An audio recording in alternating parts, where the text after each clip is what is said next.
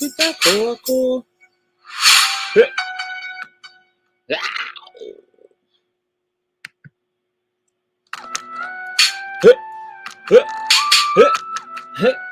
Huh.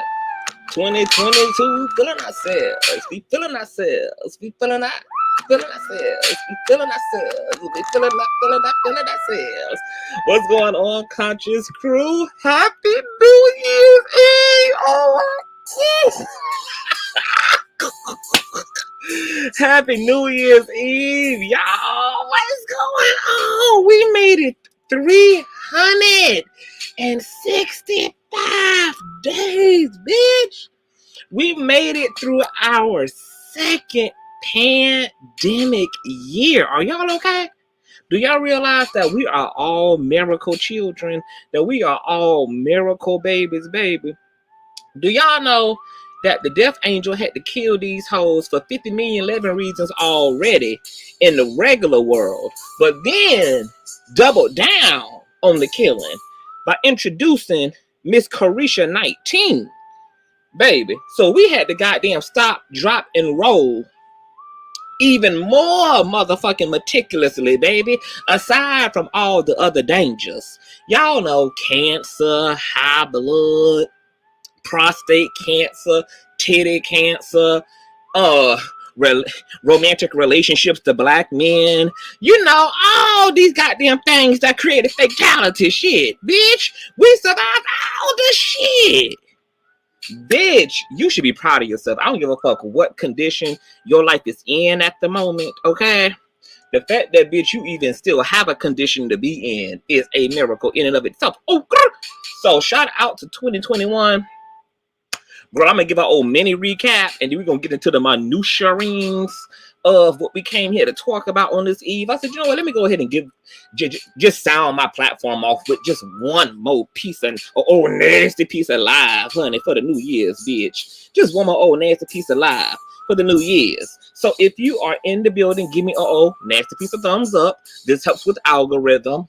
Slide your finger up, hit the like button. This helps YouTube to recommend and suggest the content to all other YouTube patrons, okay? And definitely hit that subscribe button because I'm sure you're going to want to stick around, boo. And everybody need to make sure that they have their notification bell set to all so that you can keep up with all of the latest uploads and contents from this platform, because just like Jesus, bitch, you never know the day or the hour he's going to come and gather the girls. Okay. I'm gonna run this old nasty piece of 2021 because I just think that this song, even it's just a good outro even for the year, baby. Because ain't none of these niggas was on our levels, not near, none of them was, baby. Okay. So with no further ado, let's pop our pussies, get into the New Year's Eve state of mind, baby, and let's get into some tunes. Okay. Hey, what's up, Larry, baby? Listen, this is just a little remix to remind you that you are still the shiznit. So don't even worry about Darryl Mother Bomb and his B-Team minions, because you had a purpose before they even had an opinion. You still got much love out here, and you are still winning. So let those haters hate, and let those trolls troll. Wow. They are just mad because they will never ever rise to your level. Y'all haters ain't on his level. Y'all haters ain't on his level. Y'all haters ain't on his level. Y'all haters ain't on his level. Y'all haters ain't on his level. Y'all haters ain't on his level. Y'all haters ain't on his level. Y'all haters ain't on his level. You ain't on his level. Here we go. We're gonna start with Darryl Moore. You ain't on his level. And I'll say your name, cause from the depths of the hell you came. You's a dirty old man. You came up with a lame ass plan. You tried to take Larry down, with a proof that was unfound. Shame on you. Find something else better to do. Cause that same ditch that you dig in is the same ditch your ass gonna fall in. You recruited El Carter, and his dumb ass ain't no smarter. And as a matter of fact, I think you want Larry's feet in your crack. Damn! Ain't on his level. Y'all niggas ain't on his level. Y'all haters ain't on his level. You ain't on his level. Y'all haters ain't on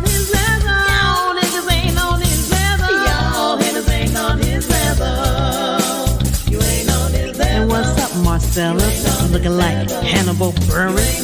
You're always making threats, but ain't never done a damn thing yet. Ain't you that gutter snake who made fun of Larry's rape? You'll say it ain't so, but when we saw you on a video, shut the hell up and sip your tea, because a badass you'll never be. All you do is talk shit with that lame ass 18 clip. And now we got big little Kim, who really just wants to sit in. I won't go in on you, sis, but you're so much better than this.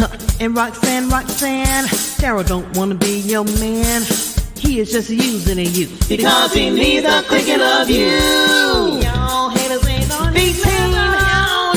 Black Mr. Clean. Y'all haters ain't on his level. Whoever the hell y'all be, you ain't on his level. Y'all the biggest haters I ever seen. Y'all niggas ain't on his level. Y'all haters ain't on his level. You ain't on his level. Y'all haters ain't on his level. Y'all haters ain't on his level. Y'all haters ain't on his level.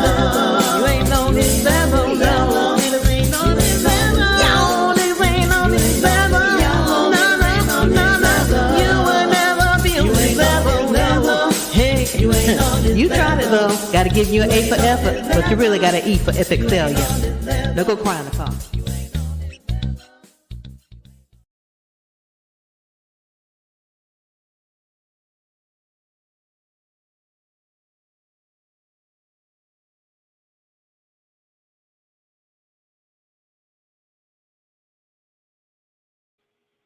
Now go cry in the car. Okay. Now, girl, we got it. So let's just get straight into some things, honey. Once again, I want to wish everybody a happy new year. It has really been an incredible year, you guys. This has honestly been one of the best years in my 30s. I turned 36 last month, November. Yes, God, oh nasty piece of Scorpio, honey. And this has been a very epic year for me. I just don't know. I don't have zero complaints. Like literally, like. This year was fucking legendary in every way. Personal, spiritual, social media wise, my career in general, girl. Like, and the year just ended so fucking epically. But just as a few highlights, honey, I quit the gentleman's panel, this year. Shout out to Jay Wilson, to Rebel Sun, to Official King Payne, and to Captivating Christian, honey.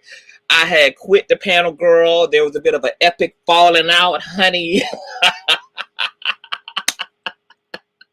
Okay, so we went through them things. Matter of fact, that whole falling out happened right before the thick of the lawsuit between Larry D. Reid and the DoorDasher really took off, girl.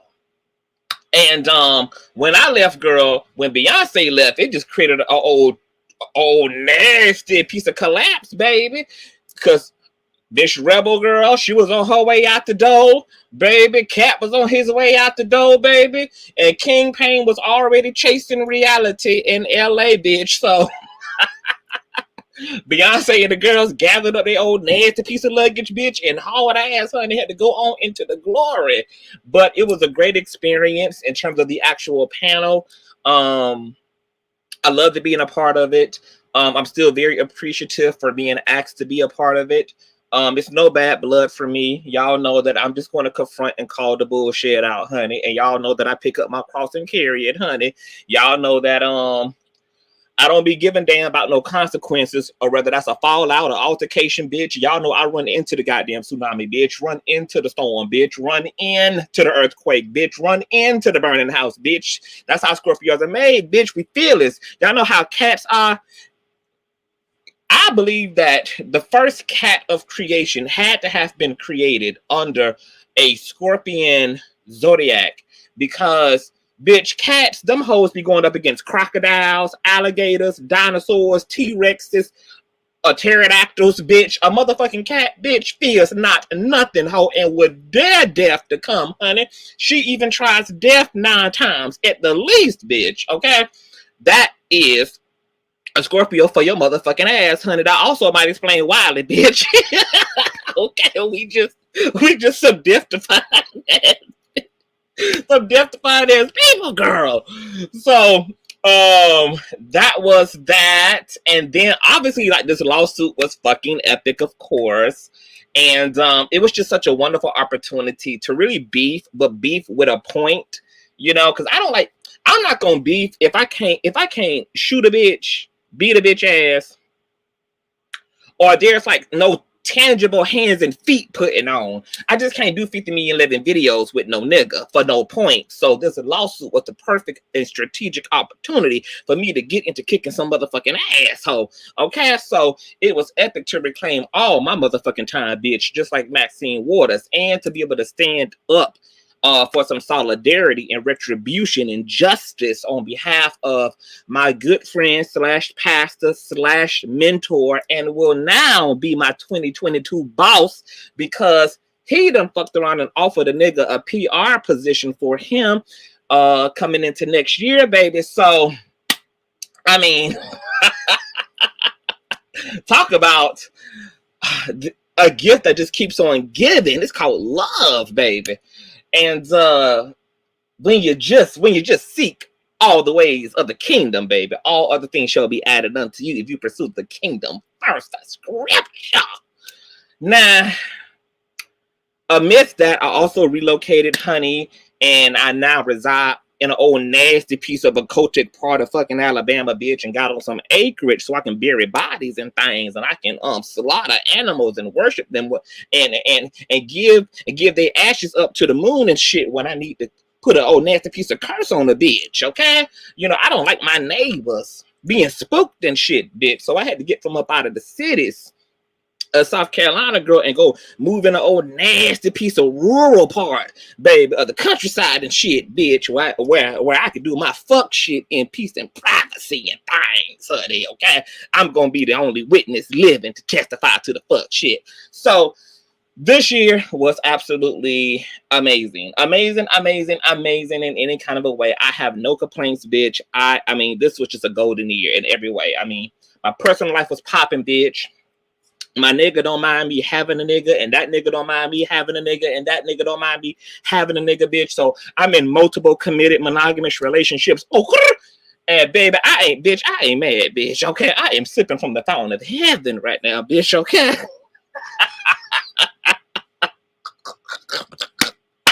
Oh yes, ma'am, I is. Now, y'all know, of course, we couldn't end the year, baby. Of course. The way these last few years has been ending up, girl, it's always it's a bitch who always want to just drop off the roster, bitch. Right before the clock strikes 12, it's always a motherfucker who just want to drop off the roster, and of course, that would be no other, baby, than our good girlfriend, honey, Miss Betty's Whites, baby. Rest in peace to Betty White, okay? She lived from 1722 to 2021, okay?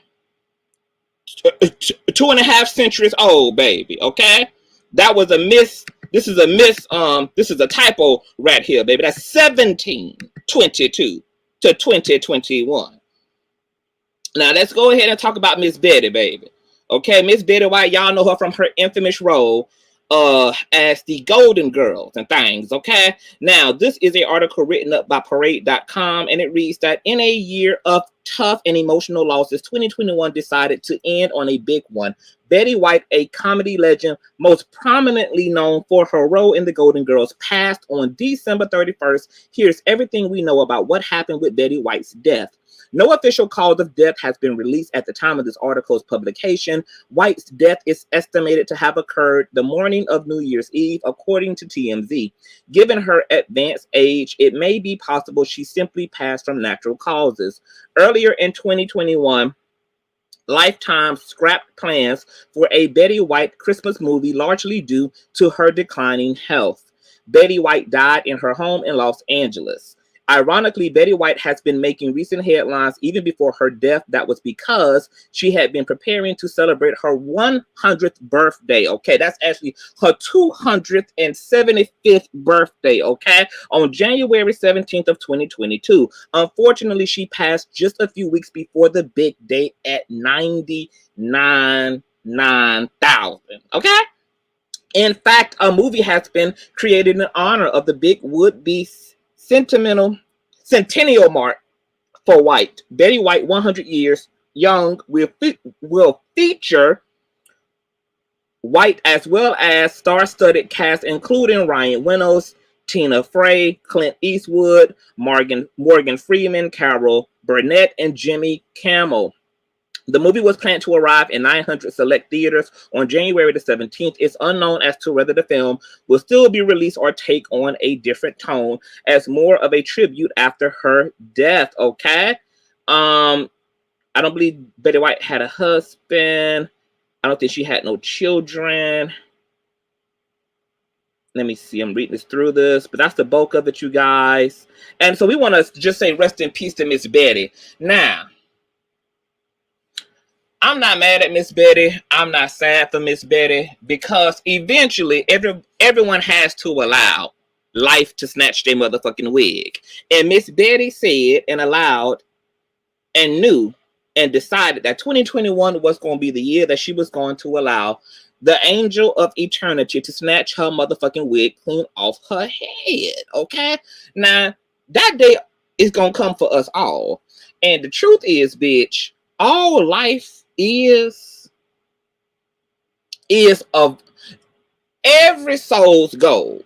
Every soul, every single goal, no matter where you is on the earth, baby. Africa, Asia, any of the Americas, Europes, baby. That all of our goal in life, baby. Okay, from the time you enter into this world from your mother's womb. What's going on, Captivating? Your only goal as a soul is to avoid the death angel snatching your motherfucking wig, bitch. That's the only reason we all looking both ways before we cross the street. That's the only reason we all taking our vitamins, bitch. That's the only reason why we is going to the doctor, baby. Getting checkups, getting blood work done, exercising, eating well, bitches. Because we trying to keep the angel of eternity off our motherfucking closure piece, bitch. We trying to keep the motherfucking angel, bitch, off our goddamn heads, literally, ho. Okay? So Miss Betty, she finally succumbed to 99 years worth of wig bashing, wig thrashing confrontation with the angel of life and death. That's a bad bitch, okay? That's a bad bitch. That's a bad bitch. Her husband passed away before I was born, okay? So she been single and mingling for a long time, too, since, okay? So I'm not sad for her, baby.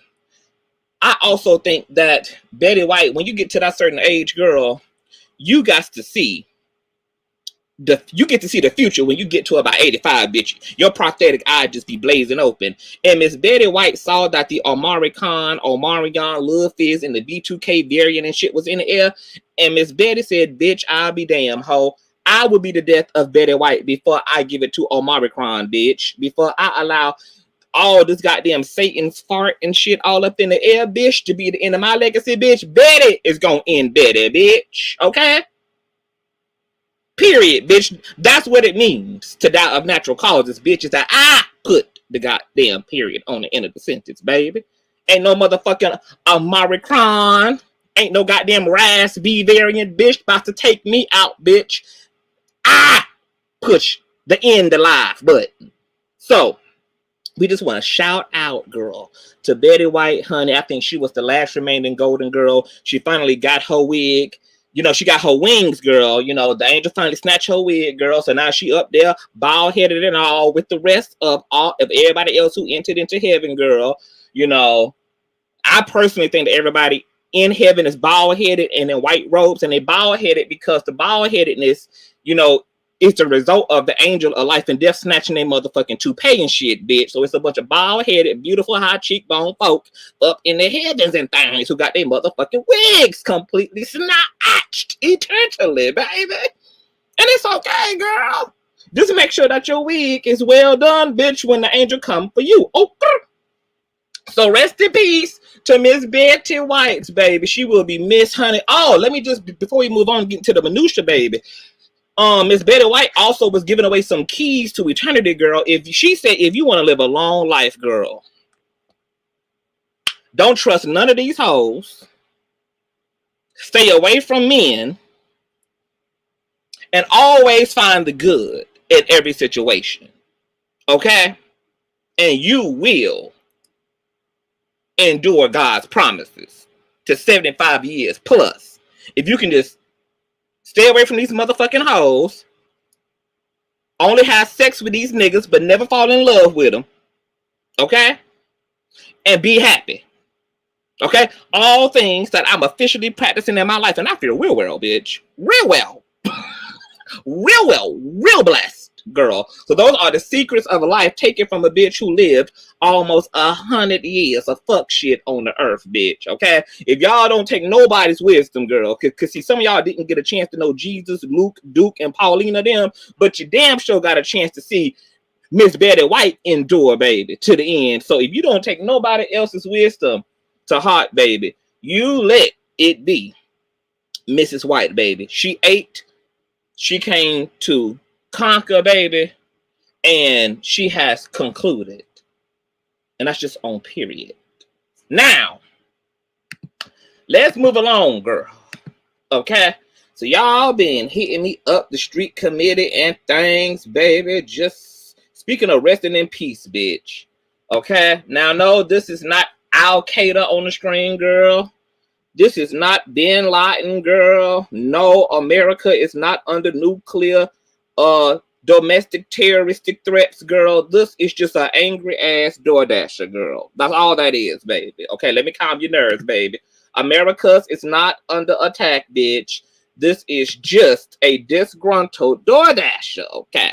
Now, word on the curb, girl, is that this DoorDasher done cross state lines from Ohio to Detroit. Now, there's a man apparently named TW who lives in Detroit that Miss Fupa had decided he wanted to go make good on his threats on. Okay, that's the narrative that's out there. There's also another ex-Fupatonian member, okay, who came from out of the darkness into the light named Kenyon, okay? She also lives in Detroit, and she has been concerned that Miss Moore is also after her and things, okay? So it's a lot going on, okay? Now, let me tell y'all this, baby. I know y'all sometimes get caught up in all of the wolf ticketing and all of the smoke and mirrors and all of the drum rolling and things that goes on. Okay, yes, do not say, because see, I don't even know who TW is, y'all. So don't be giving away no information and stuff, okay?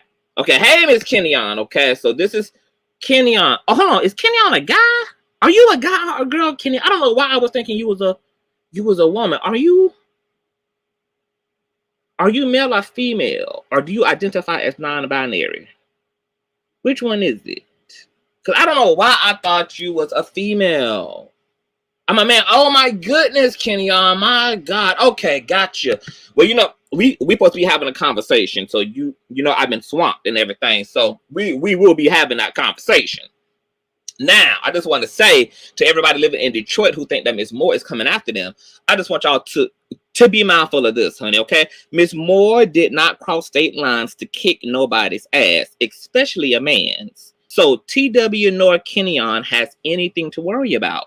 The reason, okay, why Miss Fupa is in Detroit is because he was the only DoorDasher available on New Year's Eve to drop off 3 Little Caesar pizzas and a USB charger 2 hours and 45 minutes away.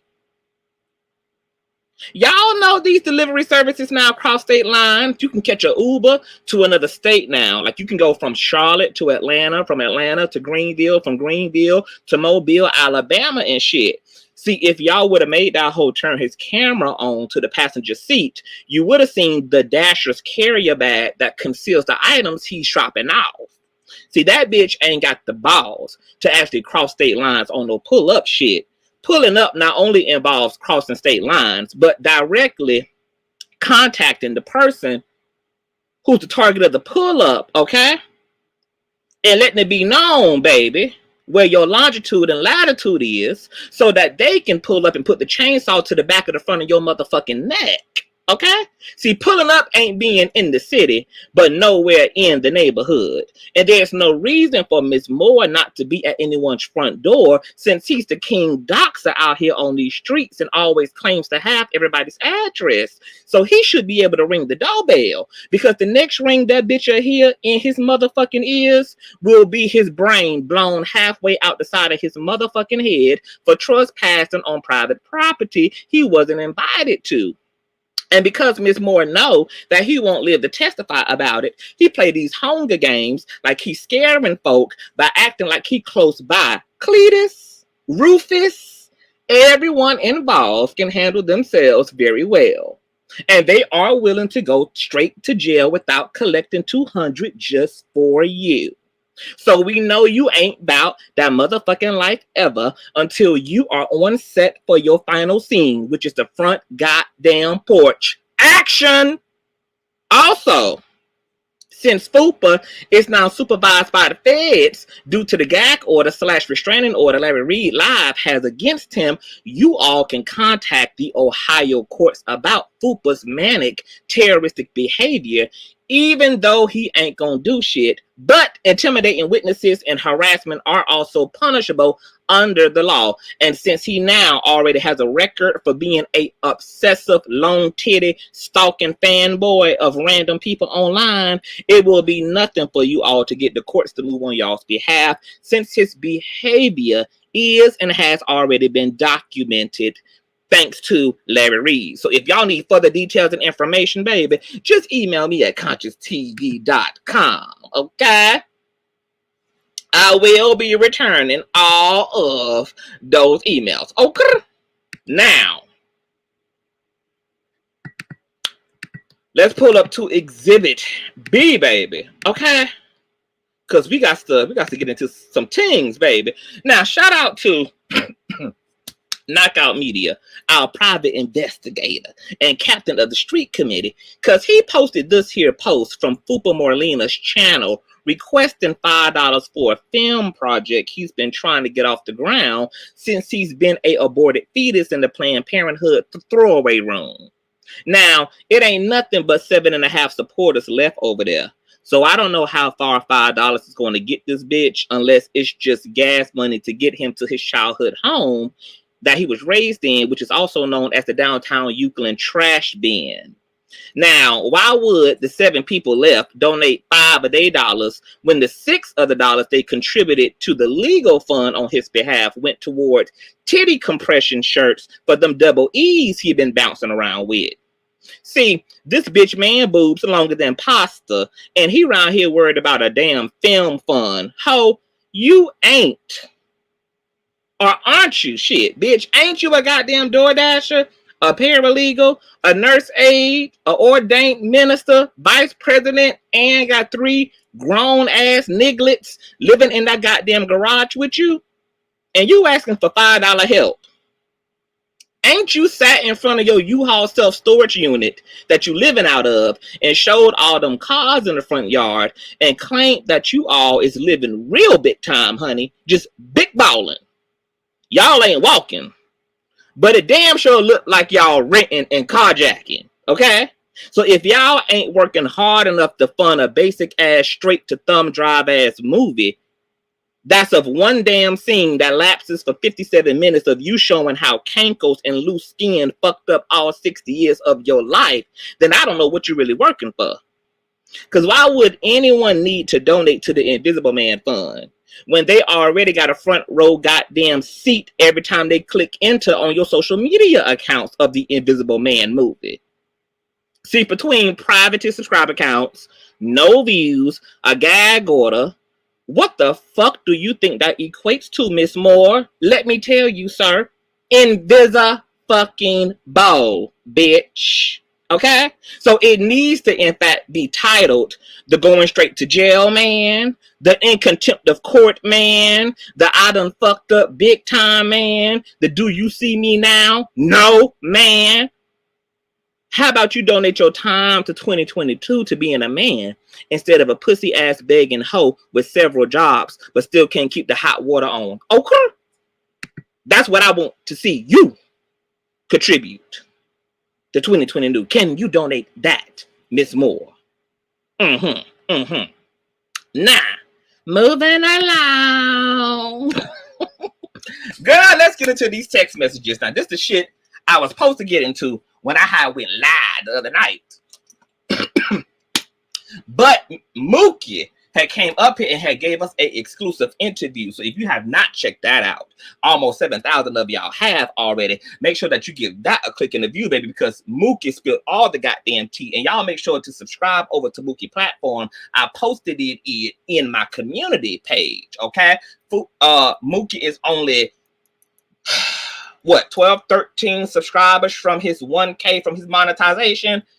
I'm sure that the Conscious crew can get him there, baby. So 7.5 of y'all need to run over there when this live is done, baby, and hit the subscribe button. Now, Mookie, you got half of the you got 99.9% of the goddamn platform blocked, okay? So you might have to unblock folk if you want folk to subscribe and stuff, okay? But he only need about 7 or 8 more of y'all, baby, to hit that subscribe button. Now,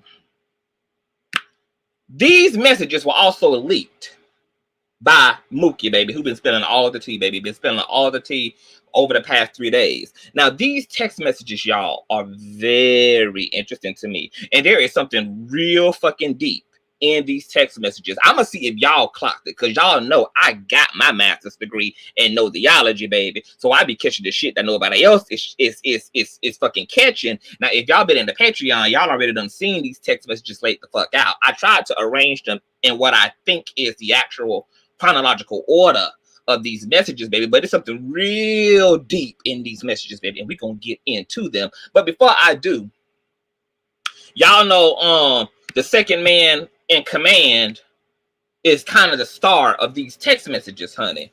Okay, and that would be Miss Roxanne, the mustache wearing man. Okay, now before I get heavy off into these text messages and we do our investigation, I just want to know, Roxanne, bitch, why you want to beef? Because you're the most irrelevant of the members out of all of the 18 members, okay? Like, you want to beef, but you don't want to beef. Sort of like that goatee that you want to grow, but don't want to grow around your bald ass mouth. See, I want this bitch to beef with a razor. How about you beef with a mustache trimmer, you bitch? Beef with some views on that tired ass, irrelevant ass channel, okay? Beef with monetization. Beef with your husband's Hennessy bottle, because his lips shouldn't spend more time gripped around a Budweiser can than it does around your hairy asshole, ho. You got military training, police dog training, can fly a fighter jet. You done been neutered, spaded, bred, slapped, clapped, and fucked all up in your motherfucking asshole. And yet, when you went to find Mookie at St. Mary's Hospital, you had to ask the front desk clerk for help like every other basic bitch, you regular civilian pellet gun shooting asshole. See, you wish you was Laura Croft, ho.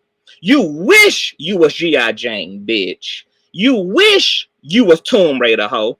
You ain't nothing but an $8 an hour, living ass, worthless pony bun rocking ass bitch. You ran around with a 60-year-old DoorDasher trying to stop Larry and 2 other gay men from being great.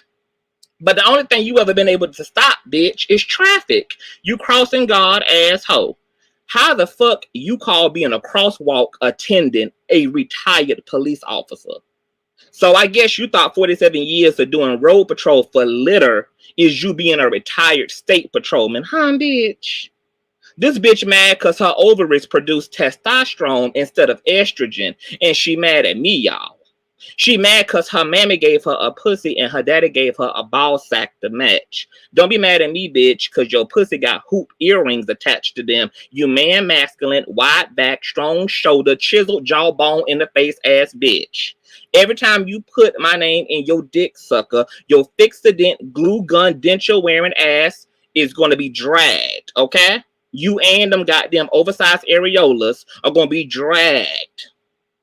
from one motherfucking side of the viral streets to the other motherfucking side of the viral streets, ho. Don't nobody want to see you with a 2001 Dell laptop with an extra small poster in the background with this big ass Christmas globe ass forehead and the strong ass French mustache lingering over your top lip to match, bitch. This whole forehead look like it's remote controlled. And she mad at me, y'all. Do y'all know why she mad? Because I'm just trying to figure out why this motherfucking hoe is mad at me.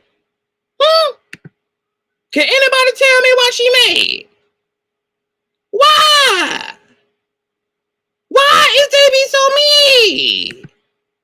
What be happening? Roxanne want to be Fupa's man. Oh, nah. Let's get into the first. Baby, let's get into these messages, baby. So what y'all about to see here, girl, is y'all about to see a text thread, girl, that features a whole bunch of people.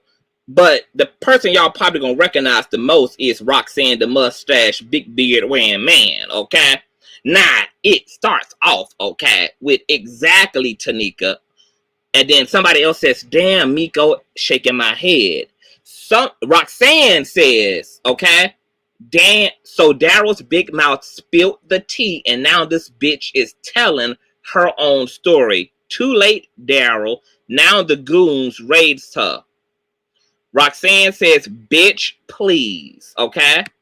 Now, at this point, y'all, they talking about Darryl, talking about Fupa, talking about Miss Miko's criminal past, which was not even shade. It was not even something to be revealed, because y'all know Miss Miko has been telling her life story ever since like social media existed. She's never had no shame. She's never had no apprehension. She's never had no nothing about her past as it relates to the criminal justice, okay? As it relates to jail and stuff, okay? That's been a part of her testimony, okay? That's what makes how she evolved so much of an inspiration, because she is a woman who has had a past, who has had a pain, who has lived a full life, who's made her fair share of mistakes. That's what makes the fact that she's now a successful international cosmetologist who's had salons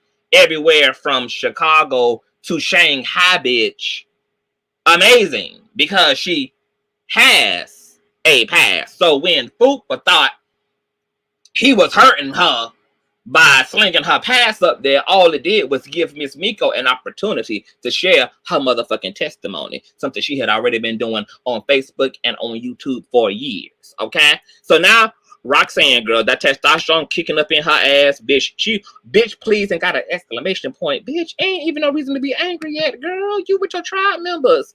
This whole dick and balls all hard and shit already, bitch. Ain't nobody even said nothing. This bitch already got exclamation points and using cuss words and stuff amongst her family. Now, Tanika says, why the fuck would Darryl email people his content in the first place? I can see the thumbnail bit the other stuff he could have saved, okay? So, when I be saying that Miss Moore is a criminal for goddamn dummies, this is what I'm talking about. The bitch is so fucking stupid, okay? Because all the doxing and incriminating shit he done did, this bitch forgot that he actually done emailed people, okay? All of that is incriminating, you dumbass hoe. Okay? Spreading your wrongdoing. This how we got all the information. Because this bitch was so quick, honey, to want to be somebody and think he was doing the most, and he didn't know that the damn street committee was also emailing his ass for the tea and submitting it to us, honey. That's why that lawsuit was written up the way that it is, and that's why that bitch is gagged now. There's more gagging to come. Now, Christine says, fuck Miko with her crazy ass, okay? So these folk in here at this time got a hard on for Miss Miko, baby. I mean, Miss Miko is just a thing for these people, honey, okay? Miss Barbara says, yes. And then Tanika says, I thought he said earlier that the case was I thought he said earlier that the case with Amazon had nothing to do with his YouTube channel. So now they're talking about PPP loan, okay? They're talking about mad whore disease, okay? They're talking about onion body, okay? They're talking about this bitch because he has had an open case with Amazon, okay? Over some workers' comp that he was trying to get Amazon, the warehouse he was working at, okay? That he was boxing Christmas gifts and shit up ass, okay? That he was boxing up Christmas ornaments in and shit, okay? The big ass warehouse, honey. Why this bitch thinking he got y'all thinking that he walking through Congress and shit, and he sitting with Al Sharpton and Martin Luther King and shit. This bitch is right on the assembly line, okay? He's assembly worker number 6, bitch. Okay, and he's shipping your shit out overnight, FedEx style, from the Amazon warehouse, girl. So they're trying to figure out what's the tea, because Miss PPP Loan's cover story is that he pulled out his channel and shut his platform down because of a open case with Amazon that has absolutely nothing to do with his YouTube page, because he didn't even share the Amazon scenario, bitch, until he had to use it as a cover story, okay? Because he didn't have enough pride to tell them that the reason that he shut down his channel was because Larry B. Reid had sent out them goddamn cease and desist to him and his crew members, okay? But if he had admitted that, he would have had to admit to being afraid. He would have had to admit that they didn't have nothing on Larry to begin with, which is what the discovery period during the case against Fupa Moore proved, okay?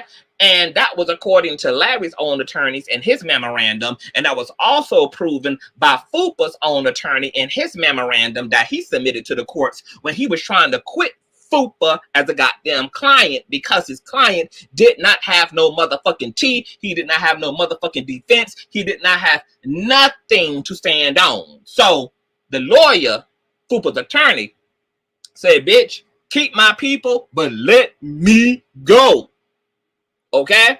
So Miss PPP Loan, being the supernatural scammer and liar that she is, baby, she couldn't tell these folks the truth, okay? That she shut it down because she don't need that Larry Reid live ass kicking in conjunction, baby, with that CTV monkey stomping that's going to happen as a result. Because when my homeboy swing, bitch, I'm going to swing twice behind him. When my homeboy swing on you hoes, I'm going to come right behind him, bitch, with the double uppercut.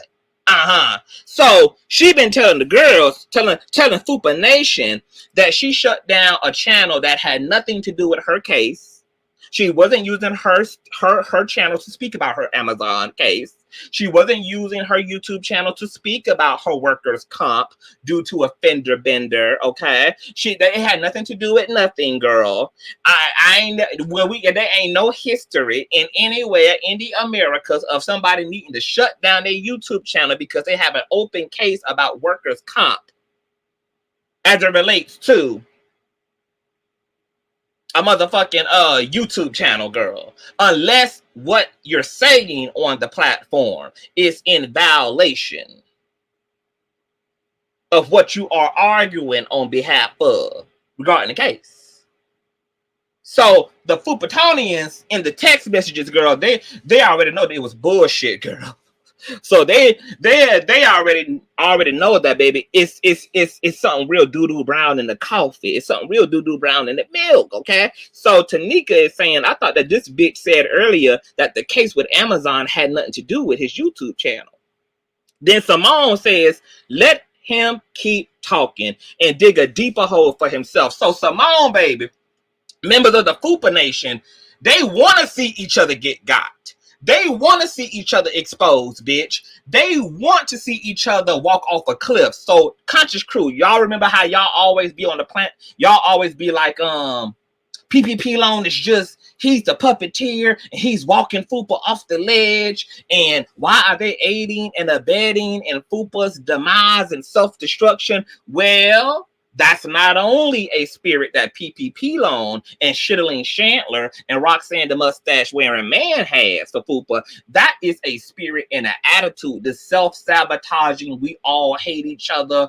We're going to watch and support the implosion of one another because we're all nefarious. That type of energy is present throughout the whole fucking camp.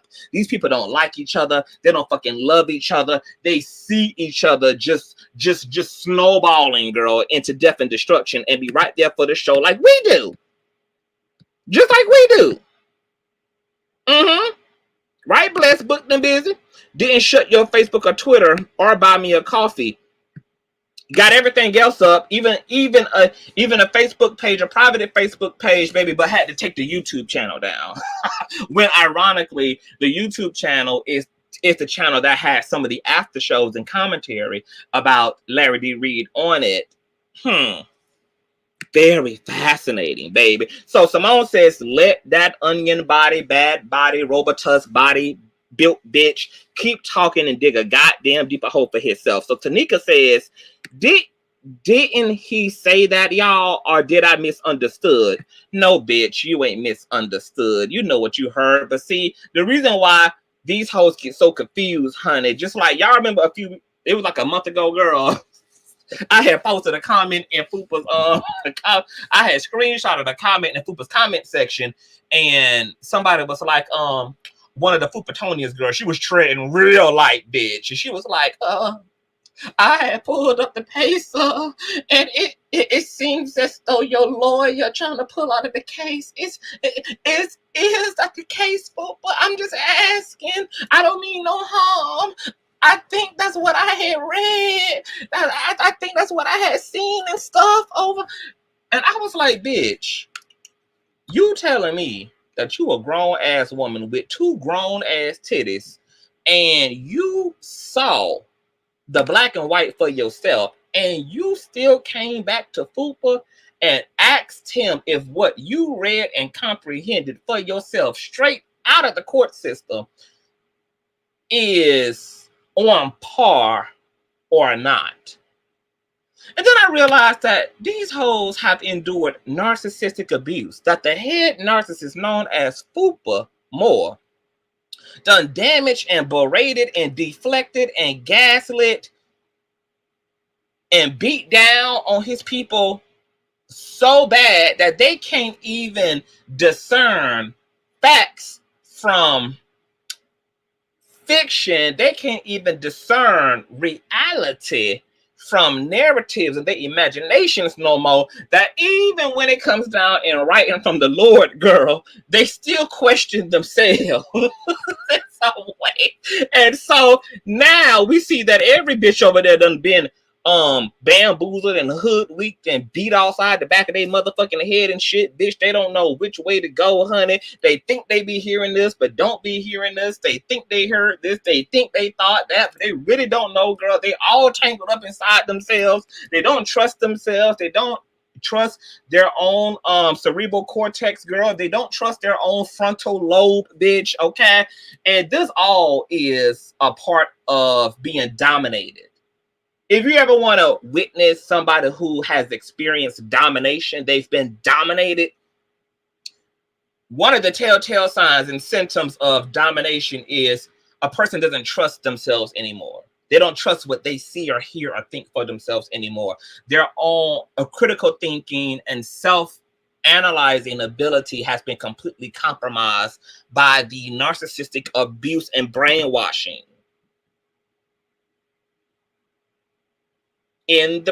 by the person who they are following behind.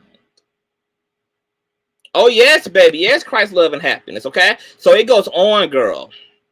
Barbara says, yep, but the entire narrative changed at his convenience. So Miss Barbara know what's up. See, you got different types of Fupatonians, okay? You got one half of the Fupalettes, which is just a bunch of dumbass niggas. Just a bunch of dumbass motherfuckers who just ain't got a leg to stand on. They just going with whatever weird, raggedy, inconsistent, out of alignment ass narrative that Fupa can produce. But then you got the Barbaras of the Fupalettes, baby, who, bitch, she ain't gave up. They ain't gave up their critical thinking abilities, they see the fuck shit. They see the reindeer games being played, bitch. But see, those type of Fupalets are just here for the fuck shit, okay?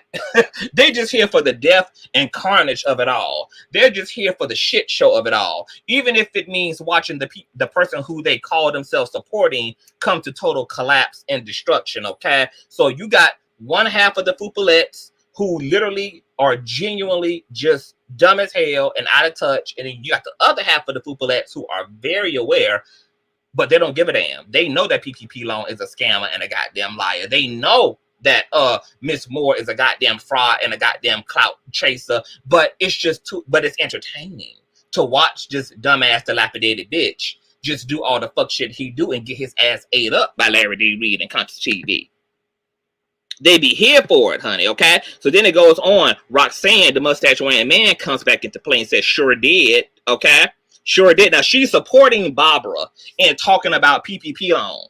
She's affirming Barbara that, yeah, that lying asshole always is flip-flopping in his narratives. He ain't never got a straight fucking answer. And they're talking about mad whore disease, okay? They're talking about PPP loan at this point, okay? See, Roxanne is also with all the crucifying, honey. She don't like none of these motherfuckers. She don't like Chandler. She damn sure don't like PPP loan. And she damn sure can't stand motherfucking Fupa more, because you know what? All these hoes are not a part of a group because they like each other. This is what happens when you become friends with the enemy of your enemy, because your enemy, you never got a chance to actually love your enemy and appreciate your enemy, because your only reason for being in alignment with that bitch is because they after another motherfucker who you don't like, okay? So the enemy of your enemy secretly becomes your motherfucking enemy, okay? Because they don't like your motherfucking ass either, bitch. And if it wasn't for these circumstances, they wouldn't be rocking and rolling with your motherfucking ass either. None of these four hoes, aside from Chandler, because she gonna sit at any table with food on it. Aside from her bitch, none of these motherfuckers would sit at a dinner table together. None of these motherfuckers outside of hatred for King Jobs, hatred for Larry Reid, hatred for CTV, hatred for Miss Miko, hatred for breaking the culture, would even remotely be dealing with each other if it did not center around a single nucleus, a single foundation, which is disdain for Larry, a nigga who none of these basic ass, no dick getting ass bitches even know. Okay? Don't even know this man. Okay? So this is what happens, bitch, when you only befriend a bitch because they're an enemy of your enemy. Okay? And that's why it be all type of fuck shit going on inside these type of goddamn cliques, okay? These motherfuckers don't respect each other. They don't honor each other. They all only want to use each other, okay, to hurt whoever is singled out as the target. So here Roxanne is sure did, PPP loan, mad whore disease, sure is a basic flip-flopping ass, don't know whether he coming or going, lying ass, over-talking ass, need to shut the fuck up ass type of bitch. Then Roxanne, the mustache-wearing man, goes on to say, this girl is going to kill herself. They telling her whole scam. So now they in a text thread back talking about Miko, because at this point, Miko was on fire. She was, going off, and, y'all got my shirt. Y'all have my picture on a shirt, and it was allegedly her mugshot. And so she was like very reactive, okay? And they were getting off. The Fupalets, Roxanne, the big dick man, and stuff, they was all getting their rocks off at Miss Miko imploding, okay? Because this is what they wanted. This is why I used to tell Miss Miko, I said, don't give them that. Yes, use it as an opportunity and a catalyst to tell your story, but don't show them that. Don't show them that, because they're looking for that. Your enemy is always looking for blood. You never let them hoes see you sweat. Even if you are sweating, you go sweat amongst your crew. You go sweat amongst the people that you love. You go let the layers and the defenses down, and you let your community and your tribe, lick your wounds. You say about face for these motherfucking bitches out here. Okay? Because the minute that they think or come under the belief that they have indeed gotten to you, that's only going to further motivate these virtual vultures. Okay? These bitches got beef and they want to eat. And your emotional reaction will always be their supply. Narcissists need supplies, and their supply is attention, for better or for motherfucking worse. So they're going off, girl. Oh, she gonna kill herself, and hoping for it too. They're hoping for it. They don't mind it. That's how evil and vile and low down and dark-hearted and demonic these hoes is. And guess what? These hoes are on the surface. Now, y'all seen a leaked text thread. These hoes are on the surface quoting scriptures, trying to bind me up because I'm an old nasty piece of witch, trying to bind up Miss Meagle, trying to bind up Larry and all his anointedness and shit, baby. While these hoes want to see people dead, see people murdered, see people killed, see people maimed, see people destroyed, see people put in the mental asylum, baby. I mean, just evil and demonic and country as hell, okay? Now let's go to the next motherfucking PowerPoint, baby. Cause it gets better, bitch. Okay, so it goes on. Now, whoever this is with this badass weave says, so you can see something is up here, but it's not posted in the text. I don't know what this is because I never got a text message featuring this statement here, but it reads, tonight, Darryl said he's been holding his peace for a week, but, and then somebody is replying to that comment saying, but how the fuck did she get it? He obviously sent it to somebody. And then somebody replies to Tanika saying, hell, Fupa should have emailed us this info. He emails the wrong shit to the wrong people. So now they're talking about how dumb and stupid and uncoordinated and sloppy this bitch is, which is how he ended up getting into all this shit to begin with, which is how he ended up getting ate the fuck up by Larry D. Reid to begin with. I mean, it was just so easy, girl. We never even broke a sweat, honey. Criminal for dummies, okay? Fupa and PPP Loan already seem to have told it all. What other secrets could there be, okay? Tanika is saying, did any of y'all get an email from Fupa with her arrest report? So now they're talking about Miko, okay? Now, like I tell y'all, I'm going to reveal what I found in these text messages, okay? Because something epic was revealed in this shit, okay? So now they're going on about how dumb, deaf, and stupid Fupa's stupid ass is because he's just spilling all out. He's so desperate for attention that he don't even have no strategy to his shit. He's sending shit to the wrong people, and y'all gonna gag when y'all see who the fuck he fucked around and sent Miko's arrest record to, okay? Because they were trying, now mind you, Miko's arrest record is sealed. They were trying to illegally obtain sealed records about Miss Miko, okay? So that they can exploit it on the internet. And apparently somehow got some type of a arrest record, got access to it, and then Fupa started desperately sending the shit around and fucked around and sent it to one of our street committee members by accident. But I don't think it's by accident. I have a theory for that, but we'll get into that, okay? So Tanika is saying, did any of you hoes get an email from Fupa with Miko's arrest record? Simone says no. Shelly says no. And then Roxanne, the mustache wearing man, says, I did. That's what I posted above. I believe Fupa sent her record to Kendall, bitch. Kendall. Fupa fucked around and sent Kendall, Larry Reid's personal assistant, Miko's record, an illegally obtained sealed arrest record from 500 million years ago, bitch. These hoes were trying to crack into Miko's motherfucking arrest records like this was the goddamn Great Tomb of Egypt, bitch. Loitering for the goddamn treasure. Done fucked around and sent Kendall the arrest record. Okay, hold on. Okay, we're not turning. Okay, hold on, you all.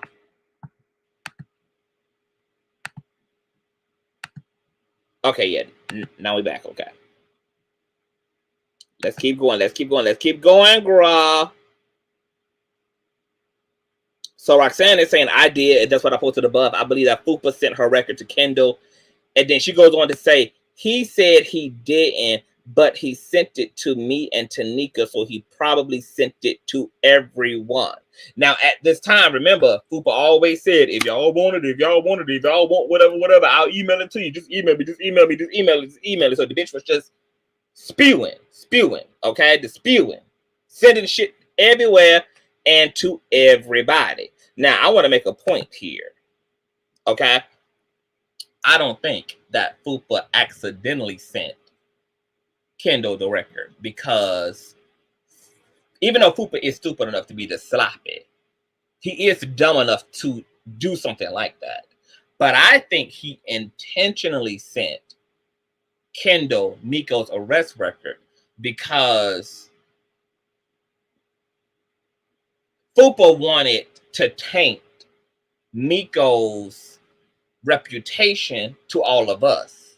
And Fupa figured that if he sent the arrest record to Kendall, that Kendall would more than likely take it back to Larry, and that Larry would bring it to my attention. And Fupa was hoping that it would soil and make us distant ourselves from Miko. They were trying to create division. Okay? It didn't work, boo-boo. You was spilling the tea of a woman who had already spilled all her own shit. She had unloaded the gun for y'all years before y'all ever thought to try to embarrass her about her past. She had already unloaded you hoes' gun. She had already dropped all the motherfucking bullets out of you hoes' chambers, baby. So it was a raggedy tactic. So I don't think it was by accident. But the bitch is stupid enough and sloppy enough and raggedy bodied enough to be that sloppy. Now they go on to dragging Mina C. Remember the bad tooth, gap mouth, thick wig, manic bitch who popped up over there on that team for all of like 2 seconds, honey. She came in, banshee, high, strung the hell out. Okay?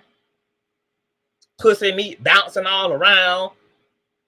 In 2-day-old fucking Daisy Dukes and shit. Okay? And people were trying to figure out where this bitch come from. What is her stake in the race, girl? This is when they was just recruiting any goddamn body, bitch. This is when just anybody who wanted the clout, bitch. Anybody who wanted to talk shit, bitch. They were just allowed. They're just recruiting anybody, bitch. Anybody who needed a home, bitch. Any space debris that needed a planet to just finally lay upon and rest upon, baby. And Mina C was one of them hoes, okay? Well, Roxanne says Mina C gave the guys info on Miko's fake businesses. Now, Miko don't have no fake businesses, but this was Roxanne's narrative about Miko, okay? Mina C gave the guys the info on Miko's fake businesses. That's why she didn't show up tonight, I bet. Okay? So, they're saying that Mina C produces this information, but that she's a pussy ass hoe because I guess she was supposed to front run the information. She was supposed to present the information, but the bitch chickened out, probably because she was snorting cocaine off some nigga's dick somewhere. Okay? Allegedly. Now, Roxanne goes on to say, he is such a liar. Okay? Now, I don't know who the hell she is talking about in this case. Tanika says, yes. Christine says, big time. When people ask what did they do, they're trying to bully you. It's a scare tactic, okay? Now, hold on, y'all, because my laptop been acting janky because I fucked up my touch screen mouse shit. So, it be doing the most. Okay, so here we go. Doing that shit again. Hey, Mookie. Happy New Year's, Mook. She tried to dox my business. She needed my services. She's talking about Marcellus IMO. Okay, now, because see, the texts are broken up and they're all swinging between different conversations in each thread. So they're talking about Miko in one paragraph, then they're back to Marcellus in one paragraph. So it's a lot of conversations that are happening. It's like a fucking journal where they're just all throwing their thoughts in because there's a live that's going on and they're all expressing themselves in the background about whatever is transpiring on Fupa's live, etc. So they're having their own personal conversation. So some of the shit is disjointed or whatnot. Oh my God. My computer fucking up, y'all. It's fucking up bad. Okay, hold on. Let me get back to this. Mina C gave the guys the info. Miko's fake businesses. That's why she didn't show up tonight. He's such a liar. Yes, big time. When people ask what they do, they trying to bully you. Okay, now Christine goes on to say, Moni, no love. When you are free, can you check for Fupa's response because CTV is supposed to have them in his Patreon tonight. Baby, we keep the hoes on their feet, baby. We keep them hoes on their feet, baby. Them hoes be looking and lurking, baby, trying to figure out what to tell. I tell y'all, the only time they know what's going on with the case, bitch, is when CTV is speaking about the case. So they be looking for when the Patreon gonna drop, bitch. When is the video about to come, girl? Because they know that this is going to be the only time they're gonna get the truth. But because they also want to see Larry allegedly brought down, they also trying to support Fupa in his fuck shit. So they be trying to help Fupa get in front of my ass. But Fupa also don't be knowing shit about his case until I speak about it. That's why his responses be after my response and my commentary. And they also be without the paperwork. See, I commentate alongside the actual lawsuit. Fupa commentates alongside a StreamYard box featuring PPP loan and Triple Chin Neck Shittling Chandler, okay? So Christine is like, girl, CTV shit supposed to be dropping tonight, bitch, in the Patreon. Does Fupa already have his lies and his schemes and his scams and his tall tales together and shit, bitch? So Fred is like, wow, according to a lot of these people, God is speaking to all of them. That's crazy because God is minding his own business and saying, I don't know any of you. You're right, Fred. He don't know any of you all. That's why you hoes lost after y'all claimed prophets and pastors and shit had prophesied it to Fupa, claiming that he was going to win and he was going to be successful at bringing Larry down. But he's the only bitch gagged the fucks up in DoorDash and boop, boop. Now, Barbara is saying, did anyone send that download to Fupa? Please do, bitch. Fred is saying, Barbara, Fupa is not going to hear what anyone has to say, but PPP loan. So here it is. Even the Fupatonians are acknowledging the same gender-loving homoerotic relationship between Miss Mandy Moore and Mad Whore Disease, okay? Even they know that PPP loan is first lady.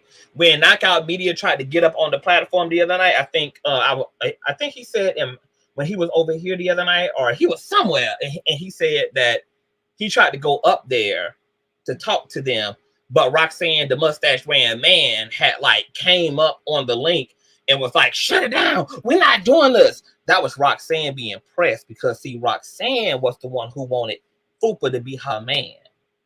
But it ain't turned out like that.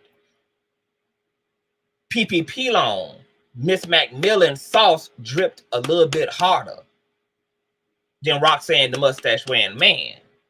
See what Roxanne don't understand is that even though Fupa is same gender loving, Fupa like his men soft and dainty and prissy and weak, like Miss Macmillan. He don't like hard looking ass niggas like Roxanne. He don't like niggas with beards and shit. He don't like niggas with broad shoulders and who built like a cube, like Roxanne is. Okay, Roxanne built like her daddy. Okay, she got her daddy's body. Okay, Fupa not into that. He like his men dainty. So Roxanne was completely flared up, baby, Because when she had witnessed the real first lady of the 18 be able to boy Fupa and watch Fupa just gloat and smile, baby, because the first lady, Miss PPP Long, was just taking over things, baby, okay? Dominating him, okay? The black woman inside of Fupa, baby, just was getting all of his emotional rocks off to being protected like that, okay? But Roxanne wanted to end on the action too, because see, Roxanne and PPP Long competing. They both competing for Fupa's affection and attention. Roxanne, you done lost, baby. You done lost, sugar. You can't do nothing about your masculine genetics, boo. Okay, your ass is always gonna be flat. Your titties always gonna be built like two mountaintop boulders. Your mustache always gonna be thick. It's always gonna be hairy, and your jawline is always gonna be itchy. You're gonna always have to apply nail to the crack of your ass and the back of your goddamn knees. Okay? You always gonna have to put a trimmer to the garden patch between your goddamn breastplate. That's always gonna be your struggle. Okay? See, Miss PPP Long, God created him to be a bitch, so he can't even grow no hair. Okay? God created PPP Long to be a little darling. Okay? So that's why his voice is squeaky, it's high pitch. He can acquire and assume no bass. Okay? His G-spot is in his throat, and his dick is curved inward. Okay? He's an old nasty piece of Jerusalem twink. Okay? And that is Mrs. Moore's type.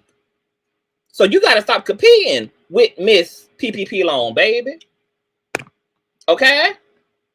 You got to calm down. You married anyway, bitch. You want all the men's, girl. Calm down. Calm down.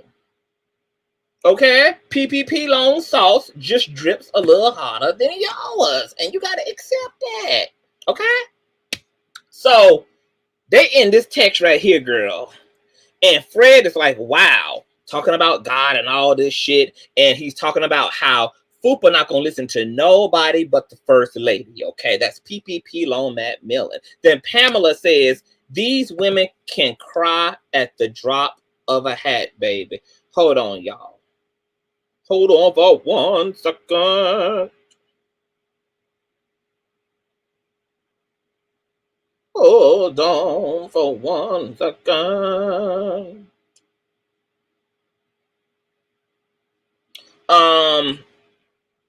And then Roxanne, the mustache wearing man, is at the bottom saying, tell me what's the purpose in sending Kendall Miko's criminal record, okay?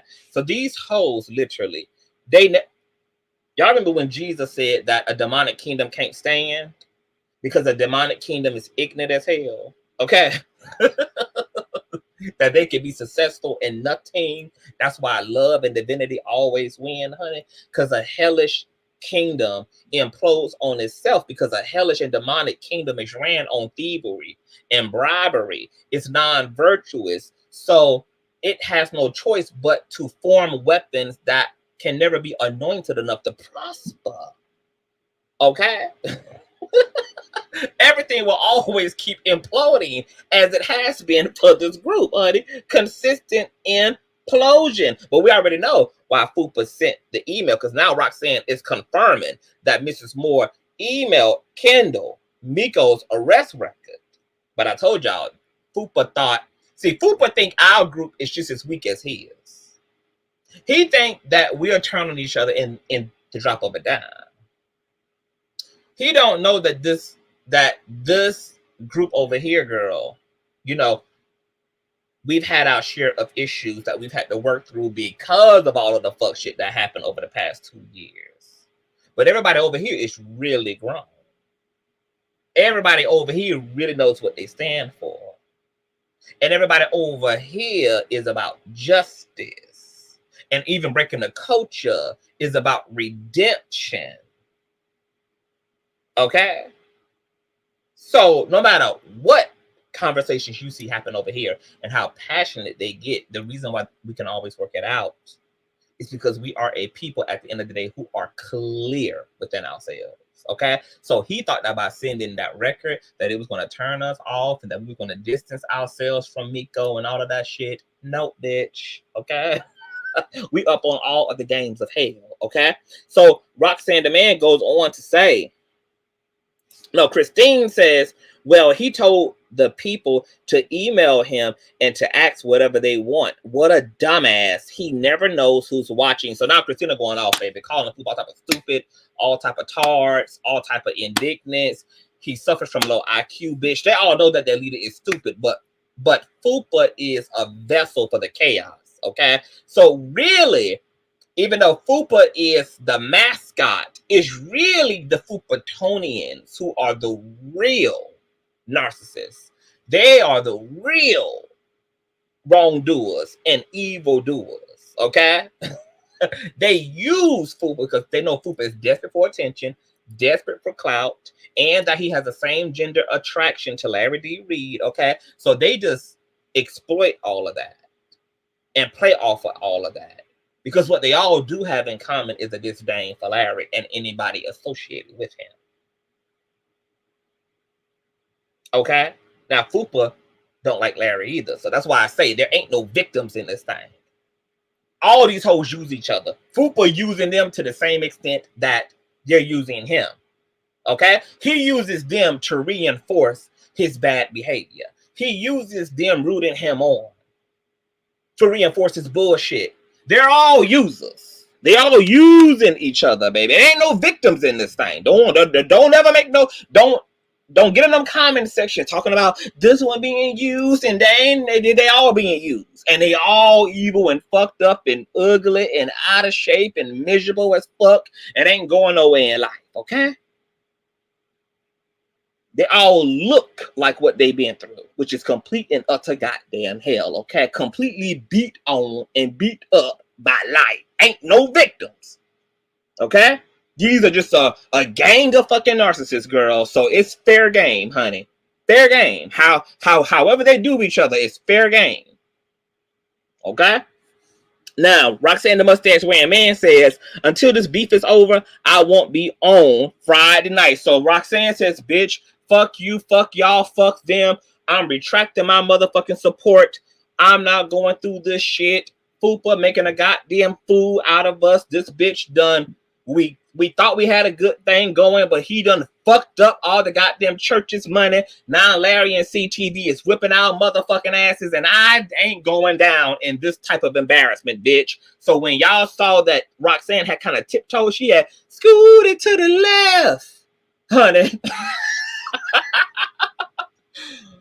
Roxanne the Man was trying to retain what was left of her masculine dignity, bitch. Okay?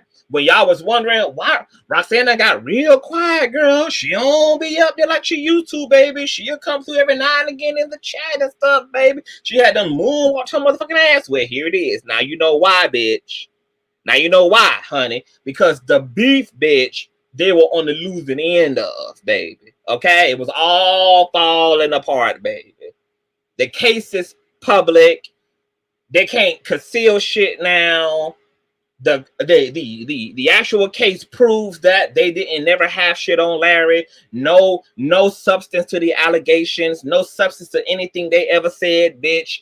There was nothing, honey. This infamous thumb drive was a figment of Fupa's imagination. Never existed, baby. All the truth was coming up and out. Coming up and out. And they couldn't stop it because I had my foot on their motherfucking neck. So she's saying, bitch, until this beef is over, I'm just going to go away far. I can't do the arguing with you, Jay, anymore, because now also on top of them getting their ass whooped publicly, the team itself is falling apart because now everything is collapsing. Everybody turning on each other. Everybody blaming each other for why they weren't successful at the smear campaign against Larry and his associates. So now everybody mad at each other. There's all type of disgruntled ass funky energy amongst every goddamn body. Everybody want to blame Christine, want to blame Mina C and her crack pipe want to blame PPP Loan and his line ass 50-mile-an-hour ass mouth, Fupa and his fucking sloppy ass handlings and dealings of the situation, girl. Now the whole shit is just a big ass fireplace. Okay, so she's saying I can't do the arguing with Jay anymore. I am still a part of the 18 and will continue to support, but from the chat and when I'm not in class. Okay, don't make. And the class that she was taking was how to prevent mustache from growing. Okay, she was in her how to prevent a mustache classes. Okay, I think that's like a 4-week course. Okay, and you do get a certificate, and you get a lawnmower as mustache equipment at the end of the course, the completion of the course of things. Okay, now she says, don't make any announcements because I don't want them to think I left because I haven't. Arguing with them is too stressful for me. And it makes me grow motherfucking hair in places as a lady that I don't think is very flattering. Like my fucking chest, like my fucking jawbone, like the hair on the knobs and corners of my damn feet. Okay? I leave it up to you if you want someone to temporarily replace me or not. So now Roxanne really getting her scandal on, baby, because now she don't even want to honestly communicate with her own team members. Now she done known Fupa and PPP Loan and shittling fat ass Chandler longer than she done known these hoes that she in this group text with. But at this point now, she ain't even communicating with her day ones, honey. She want the rest of the Fupalettes to support her and being passive aggressive as hell. And see, that's why Jesus said, bitch, no demonic ass kingdom can stand alone, bitch, because every bitch, every motherfucking demon is such an individual and so self-concerned and so self-driven. That's why they can never come together on shit. It's an agenda amongst an agenda amongst an agenda amongst an agenda amongst an agenda amongst a motherfucking agenda, honey. And she don't even want to talk to these hoes and tell these hoes the goddamn truth, baby. She just wants to sit from the sideline and watch the fuck shit and don't want nobody to make a goddamn announcement. And I don't know why she told this to a bunch of lying ass hoes, because as she see, she got exposed any goddamn way. None of y'all can trust each other, girl, clearly. That's why we sitting on the text messages now, bitch.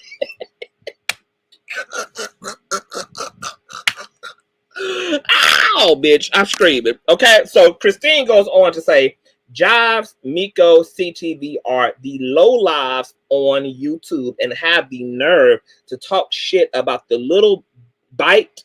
This Christina bitch can't even spell. The little bite viewers that had because either they got them own platform or they chose better. They are some bitter bitches. They never step their game up. So Christina clearly didn't take her hooked on phonics courses. This bitch dropped out at 5th grade and been sucking big dick since. Okay. I don't even know. I can't even encode what the fuck she just said.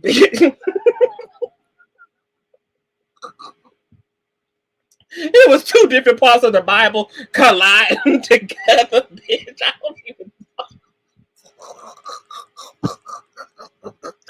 don't even know what this bitch was trying to say, but I'm just gonna now let me deal with the parts I did make out of this bitch's ebonics, honey. Is the low lives of YouTube. Why are you all clout chasing off of us? You guys have whole fucking groups. You guys are concerned about our every fucking move. You guys watch every fucking thing we do, but yet we're the low lives. Don't you bitches got pancakes to go batter? Ain't you got a goddamn back porch to go mop, bitch? Ain't you got a toilet to go fucking scrub? Ain't you got kids to go motherfucking breastfeed, you wobbly body bad wound ass bitch? Like, if we are the low lives, why are y'all here? Why you in, bitch? You're watching right now. Because when it comes to low lives, girl, we leave low lives on the curbside. So how do you explain your obsession, huh? And then how dare you try? And this goes to show how delusional these hoes are. These hoes literally are talking about views on our platforms that them hoes would have to sell they fucking children into chattel slavery to get. And yet I'm calling our views low, but the actual little itty bitty titty witty attention they get. The 123 views these hoes muster up, they only get that because they're talking about who? The lowlives of YouTube. I'm gonna need Christine to make it make sense, okay? I'm gonna need her to get her best friend's pussy out of her mouth, stop the carpet munching, and think about it, okay? Because trying to text and suck dick simultaneously, it's not working out for you, girl. We barely made it through interpreting, girl. What the fuck you wrote here today?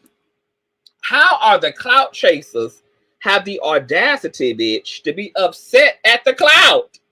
Talking shit about the clout. If we ain't nobody, bitch, how are y'all able to even have a leg to stand on, bitch? There would be no y'all if it was no Miko, no Jobs, no CTV, and certainly no Harry. Girl, we see what those views look like, girl. When y'all talking about cupcakes and shit like fat ass Chandler was doing the other night when Miss Moore was falling asleep on his own live because not talking about Larry. Once again, the blood don't hit the dick the same, baby, when Larry's name is not in it, baby. So Chandler had to get to talking about the way that her 3 chins process food, bitch. She had to get to talking about the way that the biology of all 3 of her chins is set up and the role that they play in breaking down. The way that the role of those enzymes in all 3 of her motherfucking chins play in breaking down the steak and the potatoes and the hog maw and the oysters and things. Okay? Miss Moore was damn near dreaming a goddamn genie by the time Chandler was done gorging and salivating over motherfucking food that she ain't no longer got in her goddamn refrigerator because it's in her ass. She about to go dismember another goddamn toilet because she done ate her goddamn feelings all goddamn day long and don't know what to do with her fat ass self. And Miss Moore, he can't talk about Larry allowed no more, so now he got to take him some sleeping aid, bitch, and go into an alternate reality, girl, and dream about talking about Larry to get his rocks off, bitch. So Christine, go take the crack pipe out of Mina C's throat, bitch, okay? And you and her sit down together and come up with a cohesive sentence, okay? Because between her 9th grade education and your 5th grade education, bitch, it should be a whole complete paragraph between both of you half-brained assholes. Okay? That's the least that you dumb assholes should be able to come up with between halves of 2 goddamn educations. Is you okay? Now, they go on to say, what the fuck is onion body PPP on talking about? Okay? Roxanne, the mustache-wearing man, replies and says, himself as goddamn usual. Mr. Talkative must realize that he talks too motherfucking much. And then she goes on to say, he's tired of being called out on his shit. So actually, Simone replied himself as usual. Mr. Talkative must realize that he talks too much. Roxanne, the mustache-wearing man, says he's tired of being called on his shit. Once again, these hoes, they all know that they're all fraudulent. They just hold each other's tea. These hoes know that none of them are integral. None of them trust each other. They all have the eternal side eye to one another. They talk big, mad, crazy shit about each other. Oh, and they're going to go in on Miss Mina C, baby. Oh, yes, baby. This is how the Fupa let's get down, baby. Because there ain't no loyalty amongst thieves, bitch. Ain't no virtue amongst thieves, bitch. These hoes have a house, not a home, over on Fupatonian Nation, okay? And there's a difference, baby, between a house and a home, girl. Okay? A house is where you're going to get your ass beat in. You're going to get your motherfucking ass cheated on. You're going to get STDs in, okay? It's where the dysfunction of the family is going to occur at, baby. But a home, okay, is where you love that, where you're safe at, where you're valued and respected at, where you are considered at, okay? See, over on the CTV platform, bitch, over on here, over on this kingdom, bitch, we have a home. Them hoes have a house, okay? That's why it's raggedy from the inside out like it is, okay? So now Christine.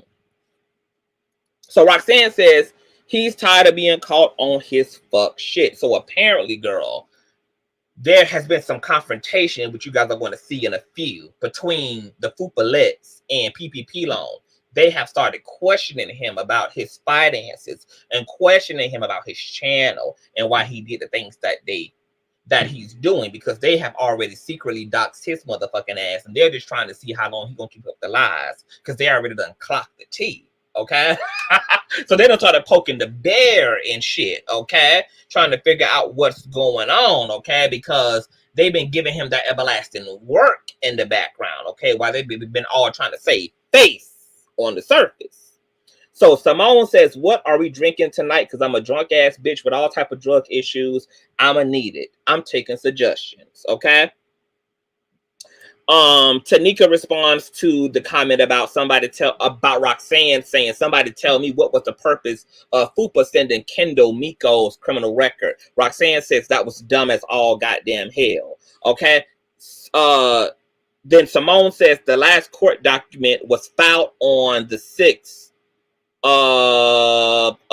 January, February, March, April, May, June the 10th. Okay. And it says Larry's lawyer saying that they want a default judgment because, okay, and they wanted a default judgment because Fupa and the lawyers weren't fucking responding, okay? They was continuing to make motions and ask for extensions, because between Fupa being broke and his attorney not wanting to represent him, girl, they was having internal conflict, as you guys read in Fupa's lawyer's memorandum, where he was saying that my client is unyielding. He's stupid as hell. He ain't got no insurances. He ain't got no motherfucking coin. He ain't got no goddamn defense. He ain't got no motherfucking evidence, bitch. And on top of that, we just ultimately have irreconcilable differences. That's literally what is written up in the memorandum, girl. You can go check it out for yourself. I done read it 50 million 11 goddamn times, girl. I get my life every time that I read it, bitch. Okay? So now Simone is saying, shut your motherfucking mouth. Oh, say mercy. You mean to tell me that Negro say up there and didn't file his reply in time after talking all of that bullshit? So now they bad. Because once again, Fupa is dropping the motherfucking ball, honey. Because now Larry's attorney is asking for default because Fupa and his lawyer are missing goddamn deadlines. Hold on for 1 minute, y'all. Hold on. I got to take this call, honey. Hold on.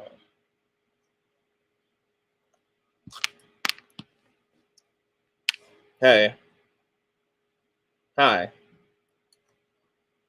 I'm live talking shit. No, you good.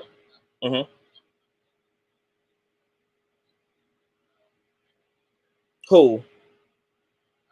Really?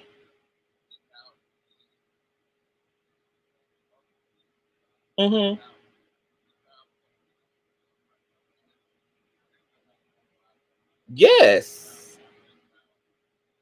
Oh my God. Wow. Oh.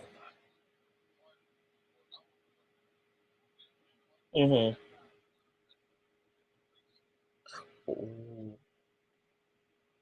Okay.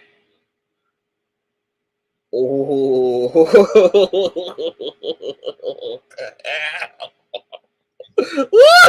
Oh, what? They are? God damn it. Damn it. I think I'm gonna do I'm gonna do a second live. I'm gonna do a second live because okay. I'm gonna call you back.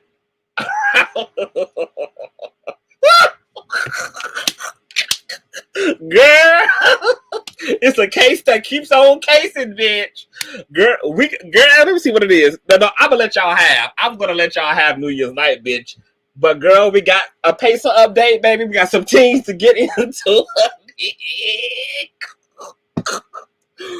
Oh, oh my God, wait. Oh, this is bad. This is bad for Miss Moore. This is bad, baby.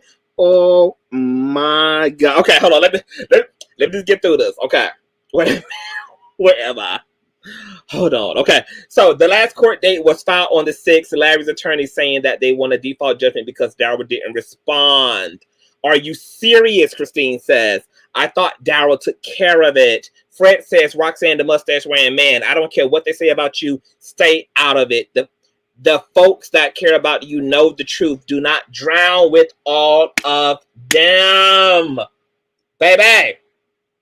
So you have groups within a group, you got all these subgroups within the Fupalettes, baby.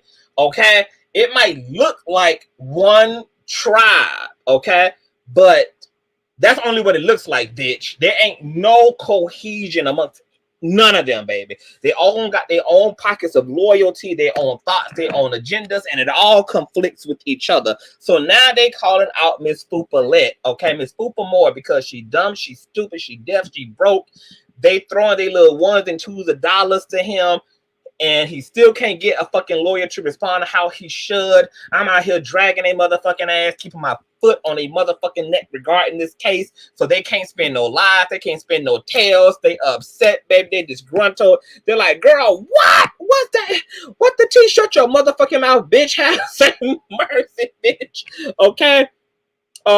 Roxanne talking about, you mean to tell me that fucking nigga said up there on a live, he talked all that shit and yet didn't file his reply in time. That is a bunch of bullshit, okay? So now they're going off, and Fred is telling Roxanne, girl, save yourself, bitch, because that's what the rest of them plan on doing, girl. Soon as this shit drops, soon as the ball motherfucking fumble, bitch, as this shit is imploding, girl, everybody is going to their rescue chambers. They getting their life raptors out, bitch. Everybody is making sure that they got that they got their own personal ships, bitch, to leave the event horizon out of, girl. Bitches putting on their helmets, baby, getting their motherfucking bikes ready. They getting prepped for the whole ass, honey, okay? And they're like, Roxanne, save yourself, girl. So he goes on to say, he's stupid. I just asked him if he emailed someone his content.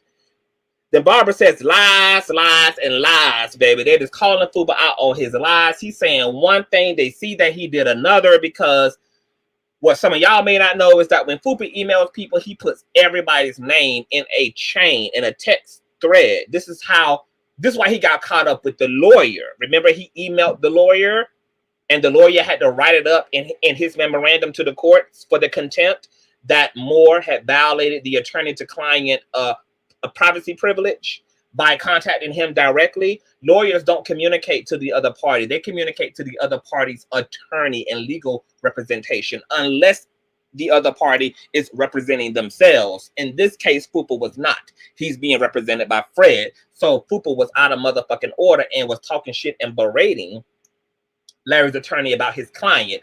Well, Larry's attorney made sure to make the judge aware of that, along with the 2 videos that were deleted, along with the 4 videos that have happened since regarding Larry on Fupa's platform. It's really, really, really fucking bad, y'all. So they're just here saying how stupid he motherfucking is. He's dumb as hell. Da da da da da da. Roxanne the man said she's still lying on me. So now she's talking about Miko, okay? Because at this point, Miko that had enough of Roxanne, the masculine man, girl. So she's spilling all of Roxanne tea, girl, about her domestic violence relationship. And she's bringing these things up to try to appeal to Roxanne's better morale, because Roxanne, the man, is watching another man threaten Miko with violence, calling her all out of her name, threatening to come tap her on her shoulder to whip her ass, wishing all type of death and hell on her.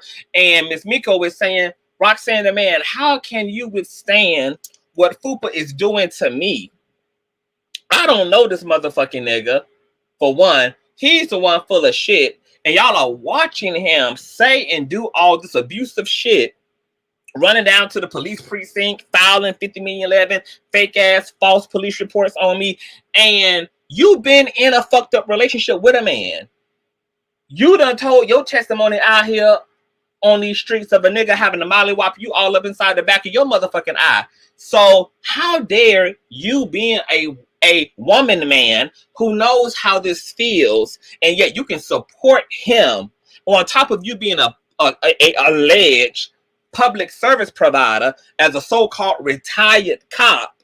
So girl, you're supposed to be the smartest, most ethical bitch amongst the group, considering what you claim about yourself as an ex-police officer, and according to what your life experience should have made you wise enough to be like, and yet you the most toxic ass bitch in the whole group. So it wasn't okay for your ex to beat your motherfucking ass and to choke your ass out and throw you up against walls and beat your ass with all four legs of the goddamn kitchen table. But it's okay for you to watch another black man do that to another motherfucking woman that he doesn't know personally, all because her and her brother don't want to be Fupa's fucking friend. So Roxanne was giving Miko was giving Roxanne that everlasting motherfucking work, baby. And Roxanne is losing her motherfucking mind behind the scenes, okay? At this time, too, there were Miko followers who were personally emailing Roxanne to check Roxanne as well, because a lot of the women wanted to know, how could Roxanne the man stand behind a man being this violent and emotionally abusive? Okay, because it's unsolicited. Everybody over here is responding to 2 years of fuck shit. Okay, and the question was, how do all of the women over there, how did they support all of this behavior as women? So it was a lot going on. Well, Roxanne was going off on the fans too, because one particular supporter of Miko actually got Roxanne on the phone, and Roxanne lost her everlasting manic ass mind, honey. Cussed the lady clean out. Then, you know, they had them made up a little bit. Roxanne said she was going to let bygones be bygones. She wasn't even going to tell Fupa, who never going to be her man, about the conversation. Well, turned around, toxic ass, narcissistic ass, masculine ass Roxanne not only told Fupa about the conversation, but also helped and supported Fupa in doxing the woman who had reached out to Roxanne just to have a conversation. Wasn't even confrontational with Roxanne. Just had some really significant, powerful, relevant questions to ask Roxanne about the situation with Miko. Okay? And Roxanne lost her mind, told Fupa, they doxed the woman and every goddamn thing, honey. Hot ass motherfucking mess, okay?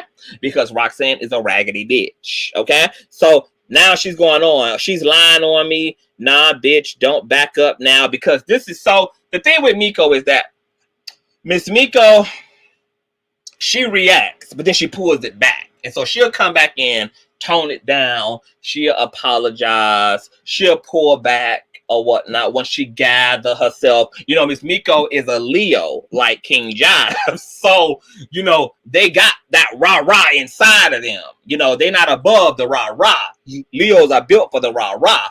But they also have a sensibility and a moral compass. And so, you know, it's natural and organic to fall back and to think about kind of what you said and what you did and come back and clean some of that shit up. So now Tanika is in there talking about, nah, bitch, don't back up now. And they're like, oh, fuck this shit. And now, oh, so she got spiritual powers now, hashtag voodoo. And then Christine is like, damn, Miko been in jail all her life. The last one was 2018. Why the bitch won't lay low? Barbara then goes on and says she was born with lies in her mouth. Wow! Exclamation point. So now they dogging Miss Miko in the chain, okay? Then somebody up above says she's the queen mode. Roxanne says she stole $1,000 and lied about Jive's mother. Now, before we go any further, y'all, who do y'all think Roxanne is talking about, because some people were saying that in this part of the text, they think that Roxanne is talking about Kimberly. Do y'all think that this is who they're talking about? Because we know that according to Mookie and according to the A-Team, who blasted Shitterling Chandler for being a liar and deceiving them. Remember when they was real mad at Kim a month or two ago? They had took her ranch, demoted her fat ass and all, gave her several seats to sit in, and Roxanne the man told that bitch, don't you ever in your motherfucking life lie to us again. Okay, Kim. Okay, everybody saying Kim, Kim, Kim. Now, y'all know Mookie said that that fat asshole ate up $100 worth of money that she was supposed to contribute to Fupa and his situation. But Roxanne is saying that the hoe stole $1,000 fucking dollars, $1,000, and lied about Jive's mother. This now explains why they were so fucking mad. And I think it had very little to do with the lies that she told about King Jive's mom reaching out to her when we knew it was the other way around. Because that didn't even make any fucking sense. Why would King Jive's mama even know who the fuck you is? Why would she strive to reach out to you herself?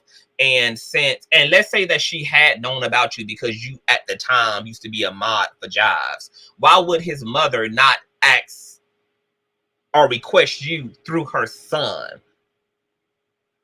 And nobody in prison can reach out to someone like that.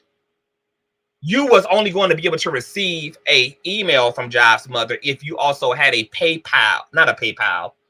If you had a what you call that shit?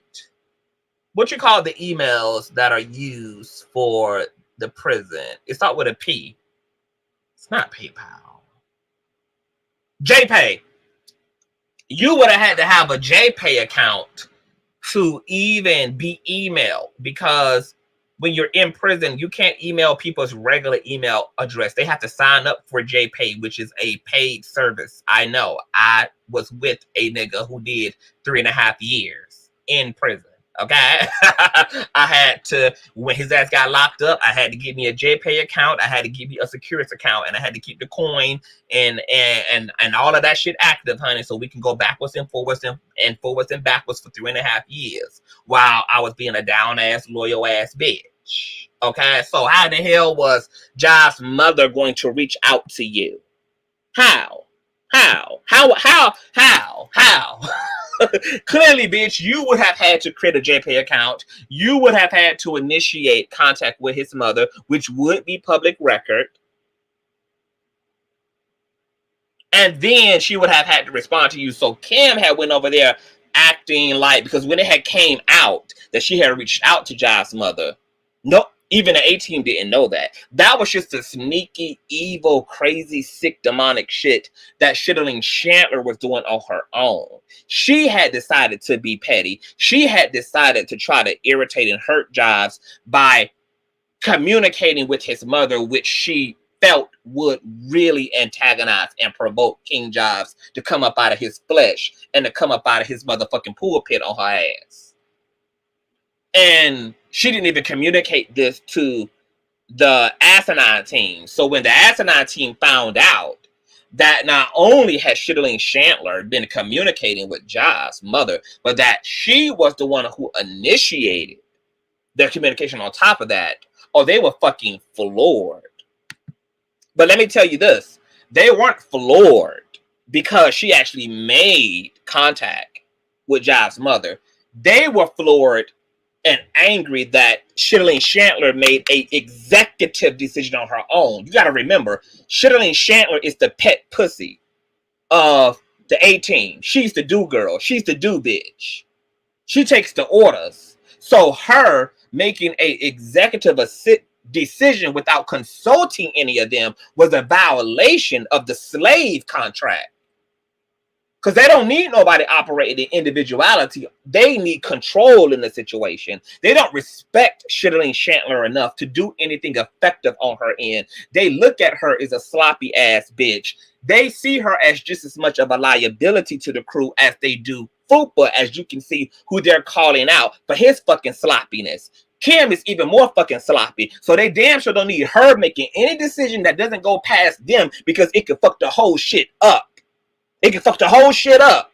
So they didn't give a damn that she was contacting his mama, because if Kimberly would have communicated that to them, they would have okayed it, because that's what they do. They are antagonists. Of course they would have wanted Kim to do some fucked up shit like that in order to get King Josh to come out of his flesh. They were mad because the bitch made a personal decision, and they don't want her doing none of that.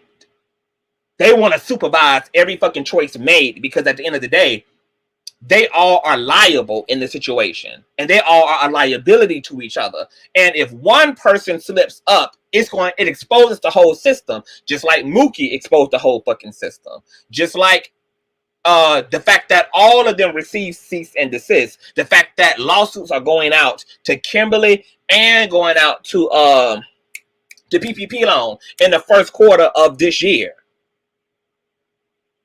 You see how they all got tangled up? Because it's nothing that one can do that doesn't penalize everybody else.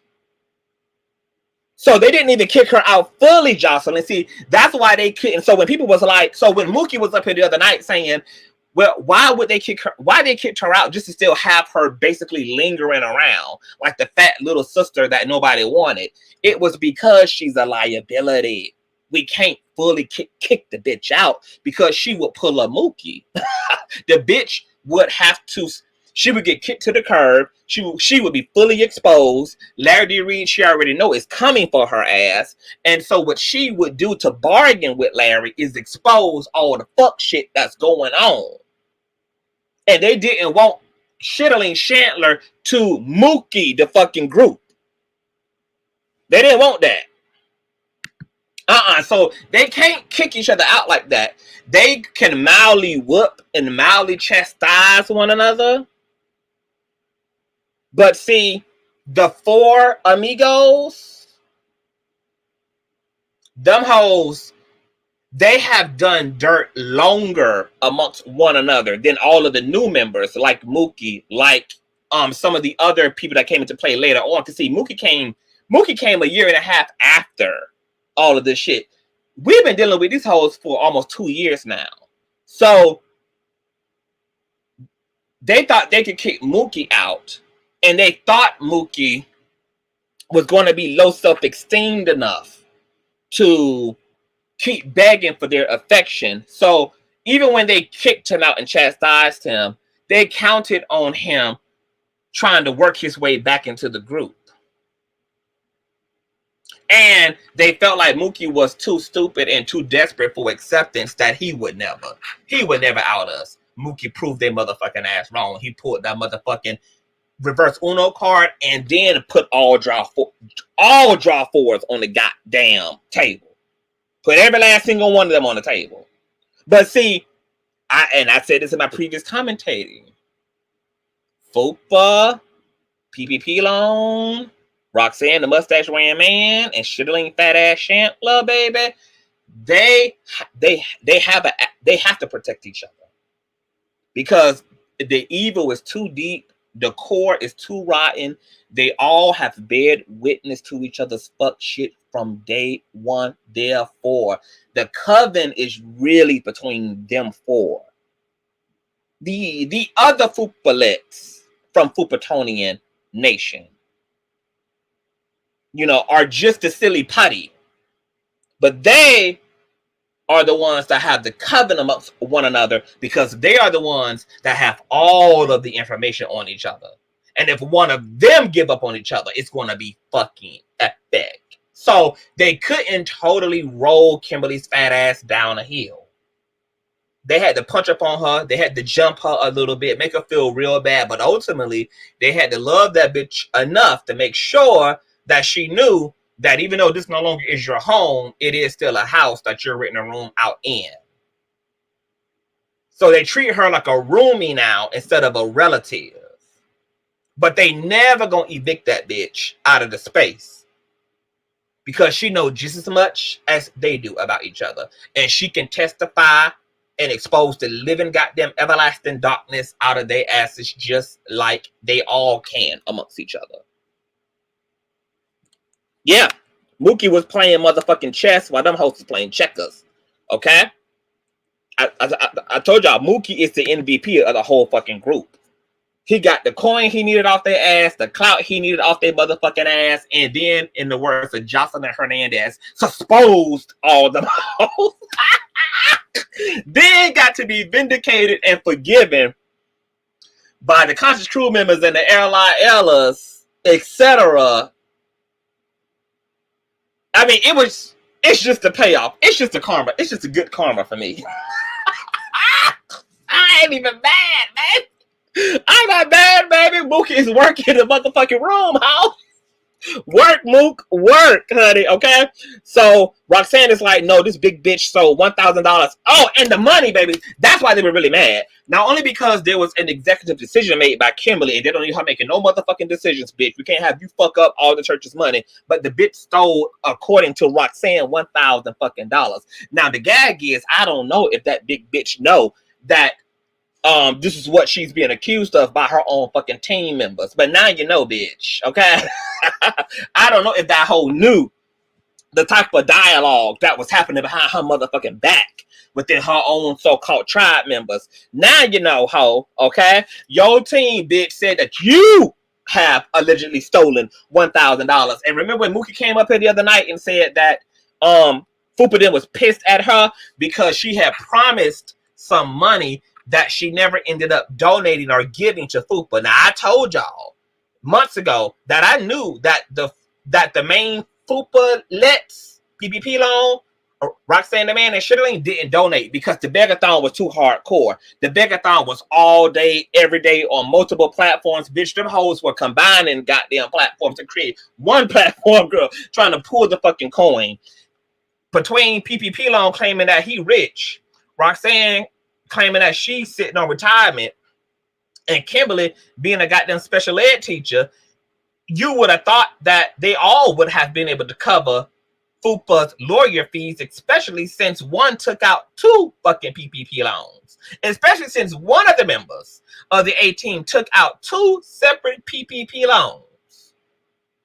That was $17,000 plus a piece. Had more than enough coin to be a financial relief to Fupa more. But instead of that bitch reaching into his pocket, instead of Kimberly reaching into her breakfast fund, girl, instead of Roxanne reaching into her jawline, bitch, for some change to contribute, baby, they just decided to work the Fupa-lettes pockets. They decided to put the pressure on Miss Moore being able to financially support her defense in a bunch of mess she got her damn self into, and put and burden that on the rest of the Fupa Nation. Now, most of the Fupa Nation is a demographic of 50-year-old plus women and 50-year-old plus niggas.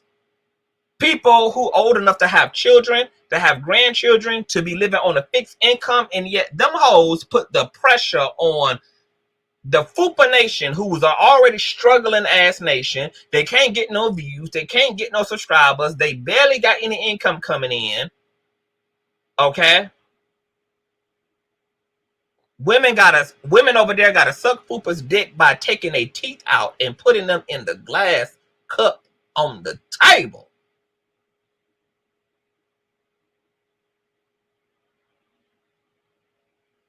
And yet they all are supposed to be well off and well oriented.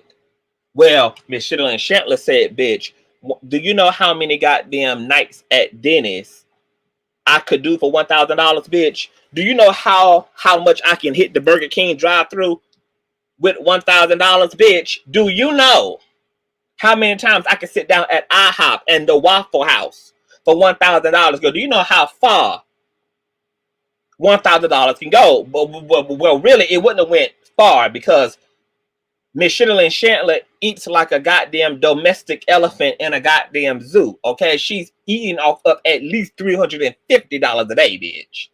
So $1,000 would have been cleared on food alone in 4.5 days. 4.5 nights in the belly of Shittling Chandler. Bitch, y'all wasn't gonna give no bitch that hungry to give up $1,000, girl, because that's $1,000 plates. That's 1,000 steaks, baby. That's 1,000 collard greens, girl. That's 1,000 fried chickens, girl.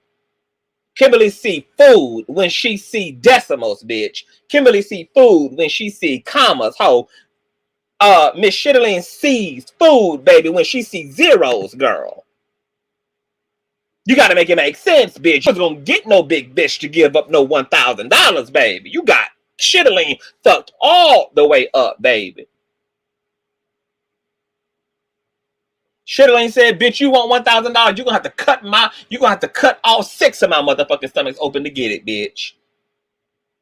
You're gonna have to come and make your withdrawal from my motherfucking stomach, ho. Cause that's where your goddamn coin is gonna be, girl. Now, they going on to talk hella shit about Miss Shittling, girl. She's been talking shit about us, the prissy poodle and understanding. Tanika's like, oh, really? Joseph is like, did someone say Mo? Simone is saying, don't you do it, Joseph. Roxanne, the man, is saying, shut the hell up, Joseph. Joseph is like, I'm just checking, okay? Then it goes on to say, girl, Mina C sent a message to the moderator group that she had unexpected guests to celebrate her son. That's why she could not make the show last night. Remember early on in the text messages when they were saying that that bitch didn't show up for her debut, okay? She was supposed to be the one to present Miko's A Criminal Record. She was supposed to be the one to drop that, but she was ironically unavailable. Well, they're saying that she had an excuse that she had some unexpected guests. That's why she couldn't attend the Ponderosa, okay? Well, Fred says, good morning, angels and nephews. He meant demons and bitches, okay? Barbara responds and says, I'm sorry for this, but hold on it's my man calling out. Hold on. Hello? What's up? What you doing? Playing all that ratchet ass music in the background?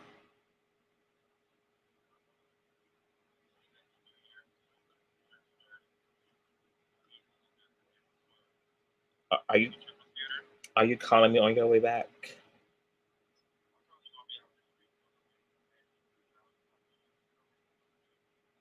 Okay, yes, do that. And yes, I got it. I received it. Thank you. We're gonna talk about it. Copy that. I love you and Happy New Year's. And I am blessed to have you. And you better be. Yes, this is our year, honey. This is the takeover. Okay. Bonnie and Clyde shit. Bonnie and Clyde shit. So call me after service because you know I don't do y'all Jesus, but I do Jesus. Bye. I love you. Ow! Oh, them hoes will be liking that kind of teaching, y'all. Okay, now.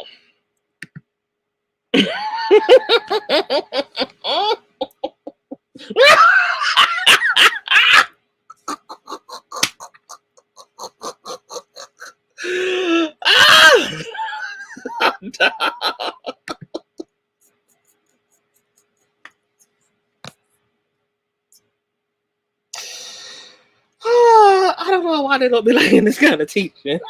Happy New Year, D-Car. Okay, so what they said. Oh, okay. So Miss Barbara's about to drag motherfucking she about to drag Mina C for all of her goddamn crack pipe, girl. Miss Barbara says, sorry for this, but did her unexpected guest run up her nose?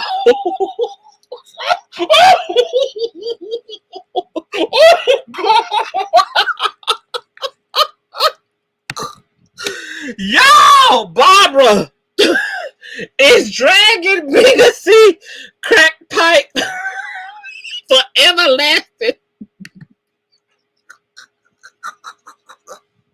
Y'all, Hold on, somebody said that Mina C sent a message to the moderator group that she had unexpected guests to celebrate her son. That's why she could not make the show last night. Miss Barbara replies and says, sorry for this, but did her unexpected guest run up her motherfucking nose? Bad. When I tell you these hoes be dragging each other for filth behind each other's back, bitch. Barbara says, I'm sorry, was this whole guest shot up her motherfucking nose, girl? Was those guests ironically inside of a pipe, bitch? Was it a straight shooter, bitch? What's the tea, girl? Mina, you thought you had some friends, girl. Y'all, Mina C thought she had some friends, y'all. Mina C ain't nothing but a crack whore to the 18, bitch. She thought she had some friends, y'all. These motherfucking hoes don't give nobody the benefit of it out, bitch. Everybody is full of shit. Everybody a liar, a thief, a drug addict, and they call all of us this, girl. And me and Andrea used to say it all the time, girl. Everything them hoes say about us is actually the truth about themselves. They just project and deflect. I am screaming, okay? She goes on to say, every now and again, Uncle is messy, okay? Barbara says, good morning, Uncle Fred. Oh, that was Fred who said every now and again. No, that was Fred, baby. Fred was responding to Barbara, honey. Fred is dragging Miss Mina for everlasting life, baby, about her crack pipe and her guest being up her nose, okay? So then they go on to drop a link. I don't know what that is because it's blurred out. Let me see. Did this change? Okay, yes. Then Tanika says, LOL, you're slick, girl. I hollered. When Fupa said Roxanne want to be back in time. Want be back, girl. The way these hoes be typing, girl, you know all them hoes got a struggle education, girl. A lack thereof. Simone says, let them crash and burn all by themselves, okay? Christine replies to Roxanne saying that I'm trying to figure out where Mina is, okay? And she replies with no need. Mina C is a junkie. People like that can't hold up to obligations, baby. They are breaking Mina C and her motherfucking cocaine needle down to the ground, bitch, okay?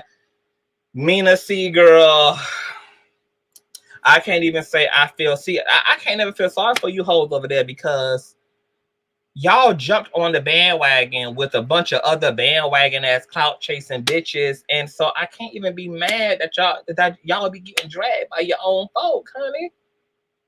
It's a tough crowd over there, girl.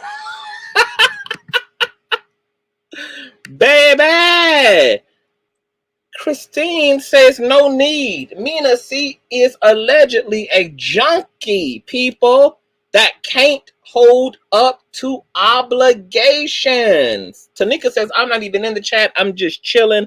Mina knows what the hell she's doing. Roxanne Demand says, please like, share, and subscribe to speak your truth with this mustache ran bitch, girl. Nobody is subscribing. Roxanne, you are a bore. Nobody want to see that little ass poster hung up on that dilapidated ass wood, half painted ass wall with this big ass Fortune 5 ass forehead you got blazing across these motherfucking lamps and shit. You sitting at 5 miles away from the goddamn computer, bitch. You monotone, you angry, you got broad shoulders, bitch. It's just too much going on, girl. If you guys to ask, if all y'all gotta keep asking folks to subscribe, girl, it means nobody wants to. Okay?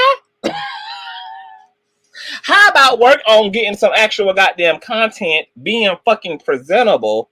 Or how about go find your fucking calling, girl? Go back to being a crossing guard, girl. It's too many goddamn accidents happening all up and through Illinois, bitch. Too many motherfucking intersections need you as a goddamn stop sign, ho. Okay? It's too many lanes, bitch, that are being unguided and uncared for, ho. See, the reason why y'all hosts can't make it on the internet is because y'all don't belong here, bitch. You ain't got that juice. You ain't got that drip, bitch. Y'all don't got what it takes to shake and to bake, girl.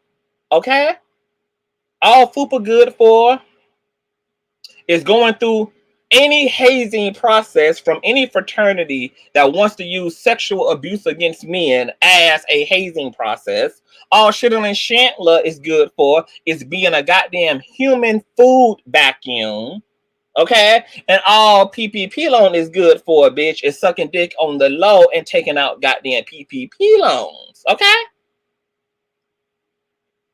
So that he can skateboard on his belly and shit. And all you good for, bitch, is making sure that we don't hit the motherfucking high school yellow bus, bitch, when they go to drop the kids off at their designated drop-off points. That's it. Gotta make it make sense. Now they go on. Oh my God, they said PPP loan had sham witnesses for his court case. Once again, continue to drag, girl. They continue to drag motherfucking PPP loan and shit, bitch. Okay? Christine goes on to say, Andrea Garrison, run it down. Roxanne the Man says, no. They're saying PPP loan has a sexual harassment case against him. Now, girl, I was shook when I heard this. Because I had never heard this. I don't know who allegedly said this. I don't know where this came from, but when I looked in these messages and I saw Roxanne, the big forehead man, say that PPP loan has a sexual harassment case against him allegedly, I'm like, bitch, what? So I'm gonna look in the chat. Do any of y'all know what the fuck is going on, girl? Now I wouldn't be surprised because once again, girl, I just said a few moments ago that everything that them hoes said about us, everything that them hoes claimed about us, okay, they ran around claiming that Larry Reid was a whole motherfucking predator and shit, allegedly, without no evidence, no nothing, girl, just spun a narrative. I wouldn't be surprised if one of them motherfucking hoes got all type of sexual abuse, all type of sexual assault, all type of sexual motherfucking harassment cases against them, because everything that them hoes say about us, ironically, ends up being true about them. I would not be surprised. Right, blessed and booked. I was screaming. I never had heard this. So now I'm gonna have to get my nosology on, bitch, about this alleged sexual harassment case against Miss PPP loan, honey. Okay? Roxanne the Man is running it all down behind the scenes, bitch. Now she out here accusing Fupa of being sloppy and spilling all the goddamn tea, and also accusing PPP loan of spilling all the goddamn tea and talking too goddamn much. But that seems to be what the fuck they're all doing, honey, because she's talking, girl, we didn't even know all this shit. Thanks to these hoes talking shit and these messages continuing to be leaked, girl, because there's a lot of shit that done been leaked, girl. A lot. Fupa filed that sexual harassment again. Stop it. He ain't gonna file it, baby. He don't consider that harassment, but he won't. All of that bad body, baby. And the good strap on too, baby. So Tanika goes on to say, oh, really? I'm just now on the 50-minute mark. I rewinded to the beginning. And Christine says, what? Okay. Then there's something here that's cut off. Roxanne the Man says, or maybe this is Christina, says, I don't know what the hell is the truth anymore, baby. So now, once again, it's all coming undone, baby. It's so many smoking mirrors. Hoes don't take out loans. It's sexual harassment cases against hoes. People spinning narratives. Fupa lying about his case. He's not even fucking responding. Larry them asking for defaults because of Fupa and his attorney's incompetence. The charade, I mean, it's all becoming undone, baby. Shitterlin Chandler done stole $1,000 worth of food and EBT. Her ass also lied about, I mean, everything, bitch, is collapsing, bitch. It's all fucking imploding, ho. Okay? Tanika says, shaking my head. Roxanne says, wow, or shaking my head. Mina C was the one who was trying to do business with Miko. Tanika says, yes, Roxanne. My gummies are working, Tanika. So them hoes on all type of drugs over there, girl. They popping all type of pills and Prozacs and all type of cocaine and shit, bitch.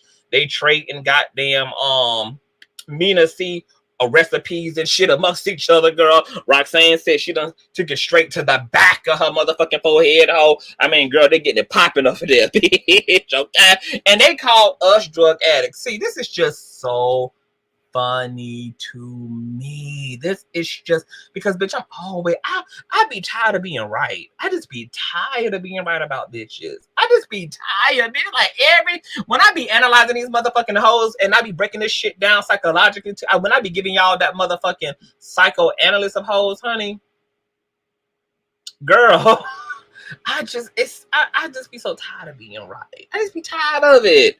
So Roxanne goes on to say, my gummies are working, bitch.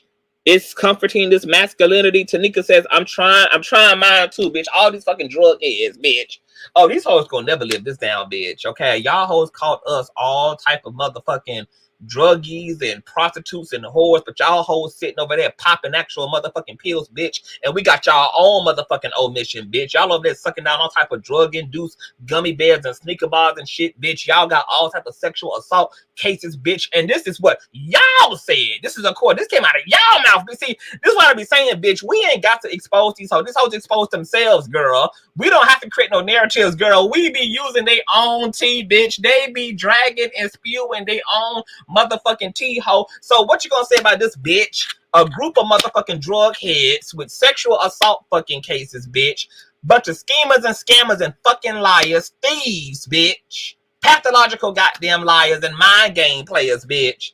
I am fucking through, girl. There is nothing that this group of dusty ass delinquent criminal assholes could ever say about nair bitch over here, bitch. You could never, bitch. And the fact that, bitch, we got the receptacles, bitch. We got the confession straight up out of you hoes dick suckers just makes this even more satisfying, bitch. That's why I am so happy about the age of Aquarius, bitch. I am so happy about 2021, bitch, because 2021 did not let up on you hoes, bitch. 2021 it came for Jeffrey Epstein. It snatched R. Kelly's goddamn prison braids back, bitch. And it snatched all of you motherfucking hoes heads up over there, bitch. Bitch. Now, bitch, sue yourselves for fucking slander, bitch. Y'all slandered yourselves, spilled y'all own tea, and then y'all own fucking tea got leaked, bitch. Just call it the receptacles. We got the receptacles, bitch. We got the receptacles.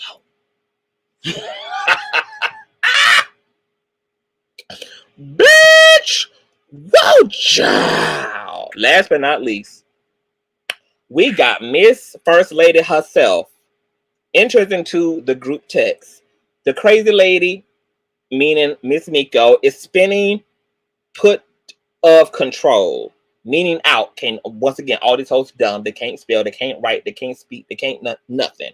After I slept on it last night, and after reading one of these long messages I received, I am no longer talking about any of my personal businesses or whatever I have or do. It is none of these folks' business. I let people in to get to know me better. I don't have to defend myself against internet trolls and jealous folks. And I don't have to explain my finances to anyone. Actually, you do, bitch. And you're going to be explaining them to the courts about this Amazon and these fender benders and shit that you got coming up, girl, that we're going to be getting into. And I find it funny, Miss PPP Loan, that you got the nerve to talk about what you're not going to talk about, but you supported Fupa, lying on Larry about him taking out PPP loans, bitch, even though who took out a PPP loan is public records. That's how we found out you got PPP loans, bitch. But guess whose name didn't come up in the PPP loan search engine? Guess who had no record of a PPP loan being taken out, bitch? Larry D. Reid. See, it's so funny, bitch, that you don't want to have to talk about none of your motherfucking lies and none of your tall tales, but you wants to publicly sit on a platform and also have a platform yourself where y'all decided to try to get all up inside of Larry D. Reid's righteous business while you hoes had all this unrighteous debauchery transpiring and going on. Yeah, I bet you don't want to talk about your finances, bitch. Now that folk know the tea. I bet you don't want to talk about your motherfucking two-buddy businesses and shit, bitch, because Big Randy already came up on the platform, on Miss Miko's platform, bitch, and said how you had done bamboozled his ass for graphics and flyers and shit you supposed to make for him. He hadn't paid you your money in advance, and you was dragging your feet for over a whole fucking month. And then was a whole ass and a bitch ass nigga when he requested a return or demanded that you make due on the services that he paid you to provide for him. And that man had to run your fat, wobbly body ass down for his coin, bitch. So I know you don't want to talk about your business, bitch. You don't want to talk about the 1-star on those reviews, ho. But we're going to get into you, bitch, okay? I'm going to get into all you motherfucking druggy ass, sexual assault having ass, PPP loan taking out, fraudulent ass, pump pussy, jealous, dumb ass, stank assholes for 2022, bitch. I can't motherfucking wait to do it, bitch. I can't wait to get you hoes ass for January, bitch. I can't wait to do it, girl. Y'all done spilled all the motherfucking tea, girl. And ironically, you think you can be in everybody else's business, bitch. You done been in Larry D. Reid's business for 2 years, bitch. Was in Miko's business for 2 years, bitch. Was in CTV's business for 2 years, bitch. Was in Breaking the Culture of Silence business for 2 years, bitch. Was in King Josh's business for 2 years, bitch. But you don't want to talk about your business. Oh, ain't that about a coincidence, girl? Oh, you don't want to talk about your finances, bitch. After y'all done stalked Larry D. Reid down about all the motherfucking cars and homes and houses that he done purchased, bitch. After y'all done dragged to put y'all motherfucking dick sucker all over Miko's businesses and salons, bitch. But you want to have the luxury of not having to talk about, oh, bitch, we're going to talk about yours and then some, bitch. We're going to be in your business and then some, bitch. We're going to be in your Crenshaw-ass, project living-ass business and then some, bitch. Get ready, ho. I hope you ready, ho. Because when your chapter come, bitch, for this lawsuit in January, girl, just be ready. Now, I told y'all that there was a big-ass secret hidden away in these motherfucking text messages, girl. Didn't I? Well, the he is those text messages completely validated and vindicated breaking the culture of silence. Remember when Miko and Breaking the Culture of Silence made up on the platform 2 weeks ago? And remember that the vice that Miko had against Andrea was that Andrea didn't want to take responsibility for doxing and participating in doxing Miss Miko. And Andrea never changed her story about not doxing Miko. And then she said to Miss Miko in that conversation that I didn't have to dox you because the A-team was already doing it. Now we have the verification and the facts that the A-team not only had already been doxing Miss Miko, but even after Andrea had parted ways and was gone for over a year from the A-team, that they continued to sit over there and to dox the hell out of Miko's, even breaking and illegally obtaining sealed records regarding her criminal past. And I just said, my God, today, isn't this the perfect conclusion to that whole little saga with Andrea and Miko and the A-team? Not only had them hoes already doxed Miko, because that's what they do, they're doxers, but they continued to dox Miss Miko even after Andrea had parted ways and they started hating, the A-team started hating on Andrea. Those text messages completely vindicate Andrea. And y'all, and some of y'all ain't gotta like Andrea, but they do. The facts are the motherfucking facts. The receptacles are the motherfucking receptacles. Who is who on the phone? Tawana, who you talking about? So, my God, today, it's just so crazy at even the timing of when the truth comes out. It's ironic that that truth doesn't become like materialized until Andrea and Miko make up, and then boom, it's the perfect closing of that chapter. Oh, Tawana is at a different part of the conversation. I think she's catching the part where I was on the phone with my nigga. Wow, wow, wow. What do y'all think about that? What do y'all think about the fact that those text messages completely vindicate Andrea?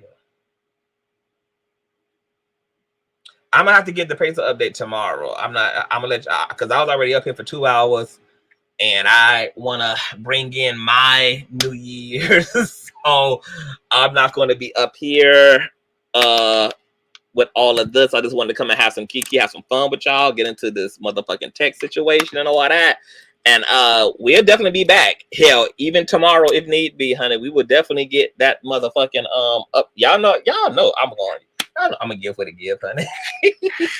Because it just don't be about the updates. It be about the context around the updates too, honey. Okay, so y'all know I'm coming back. Girl, you like 20 minutes behind. Yes.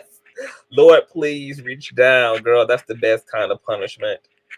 So y'all not saying, hey, anti-Afro, Happy New Year, boo. Y'all not saying nothing about these text messages vindicating Andrea. That she never did dox Miko. Of course, she was a part of a team that was full of shit and that did fucked up shit. And unfortunately, she was guilty by association. She played her role, but she also just didn't do a lot of the shit that other members of the team was doing. And we can see from the text messages that it's a lot of shit going on that even the teammates don't even know about. Roxanne even moving in ways that she don't even want her compadres, her 3 compadres to even know about. It's a lot of fuck shit. It's the best vindication for Andrea.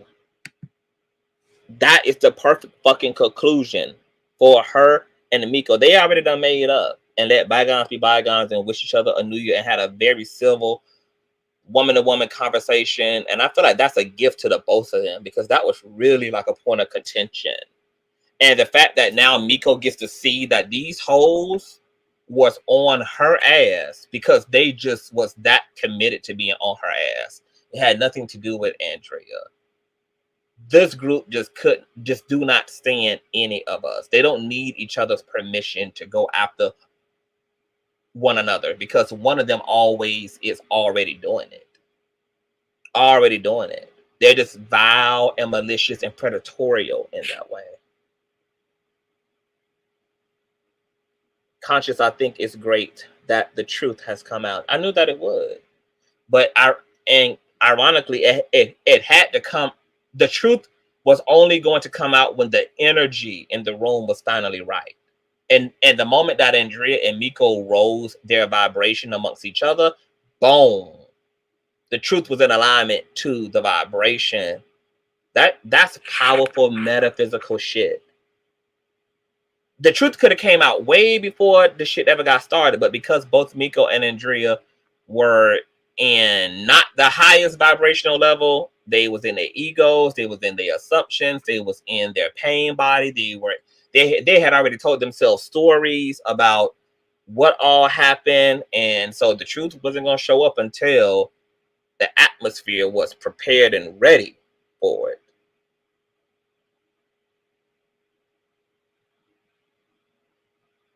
Steven, I think all culture ass people sound alike. Yes, Mook, you accidentally you spilled the tea and it even did things that you probably didn't even intend for it to do, Mook.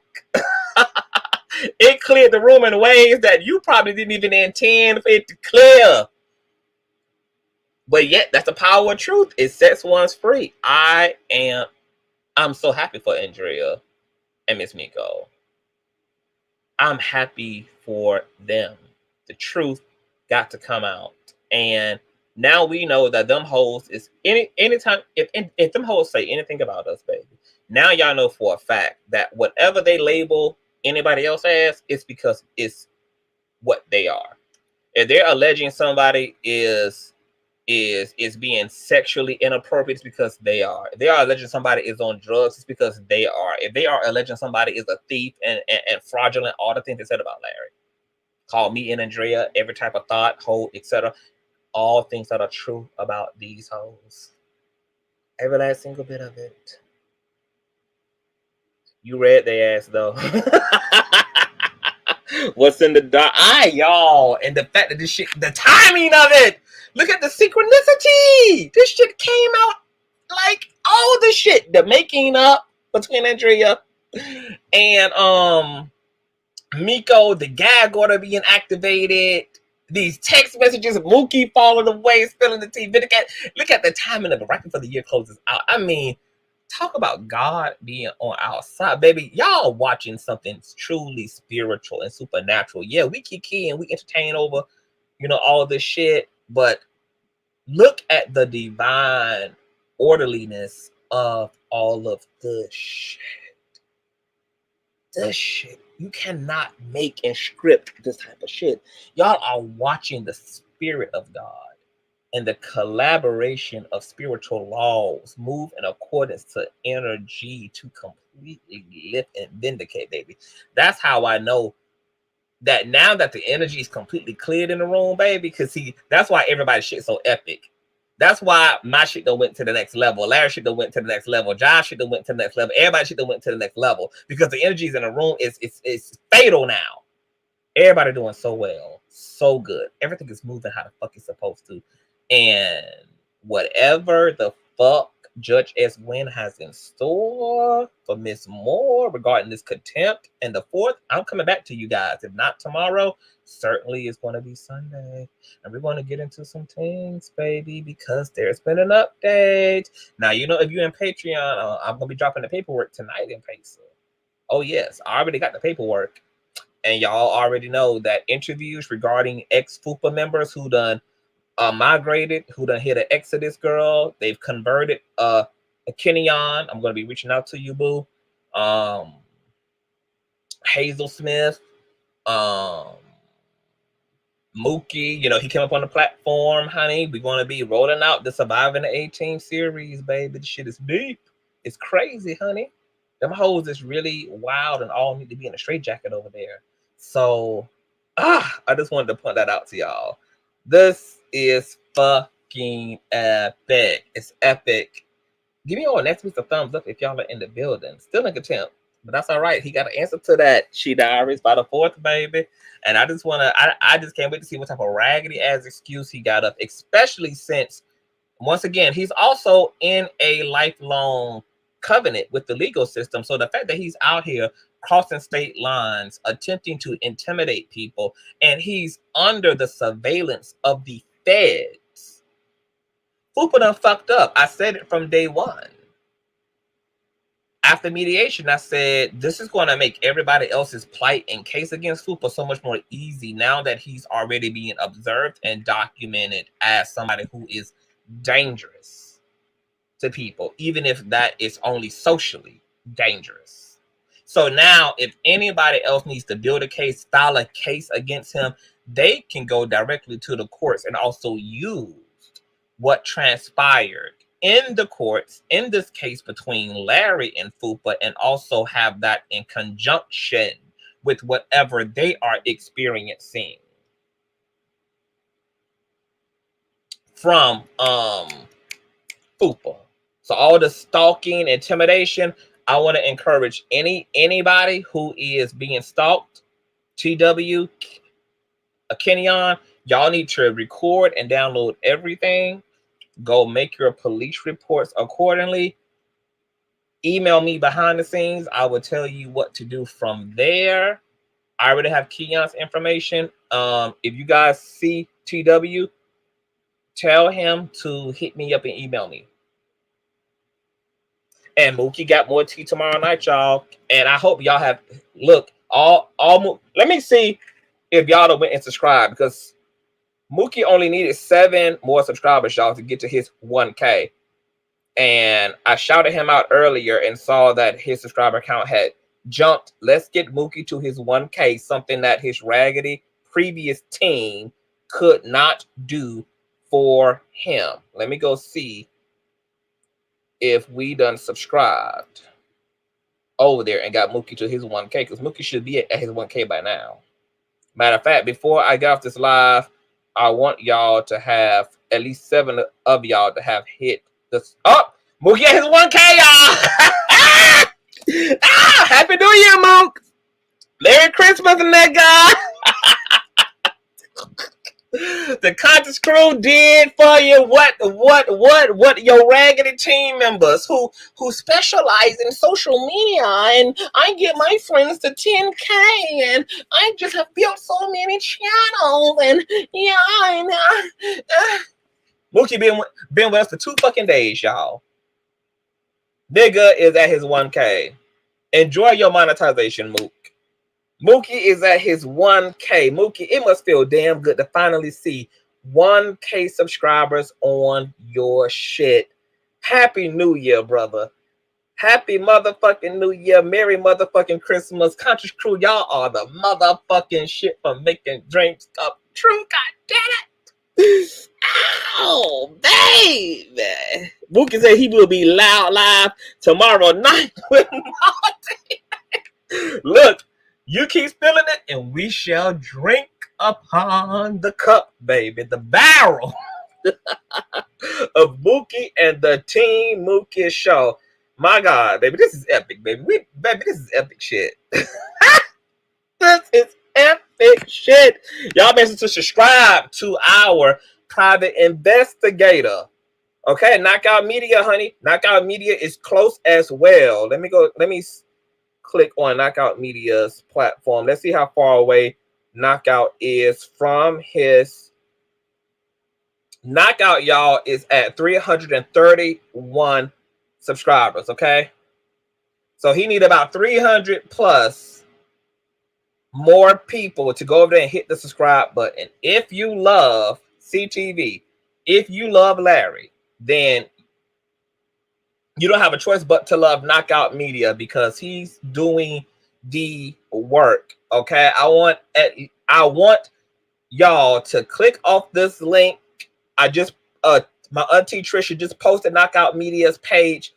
Let's get Knockout Media to his 1K. He only needs 300 something plus. If you love me, if you love Larry, go over there and hit the link. He's at 731. Okay, we need y'all to hit. Hell, almost 24,000 of y'all subscribed here. So when y'all hear this message in the replay, I want y'all to check my description box. I'm gonna have Knockout Media's page listed. Go subscribe to our private investigator, Knockout Media. Let's get him to monetization. Knockout Media keeps everybody informed, honey. He making reels, teasers, keeps the conversations alive. He's on multiple times a day throughout the week. He's doing the work. He deserves his share of the pie for helping to be a defense to the kingdom. We appreciate him and we love him, and we want to see him win as well. His subscriber count is jumping as I'm talking. He's now at 737. It keeps jumping, baby. I feel like we played the lottery in this motherfucker. Let's continue to get out, nigga, y'all. The link, keep posting his link mods. Click the link to his channel, y'all. Please hit that subscriber button. And hit that subscriber button. Oh my God, it's going up, child. 739. And counting, honey. Be counting up. We need as many of y'all as possible to hit the links that are rotating in the lives, please, and go over. He's at 740, baby. I almost don't want to get off this live until we get him to 800. We only 60 subscribers away, you guys, from 800 subscribers. We only 60. We can do that tonight. We can bless this brother tonight. Hell, he really could have his 1K by the night if folk are committed. Okay, we need at least 60 of y'all to definitely hit the. He at 741, honey.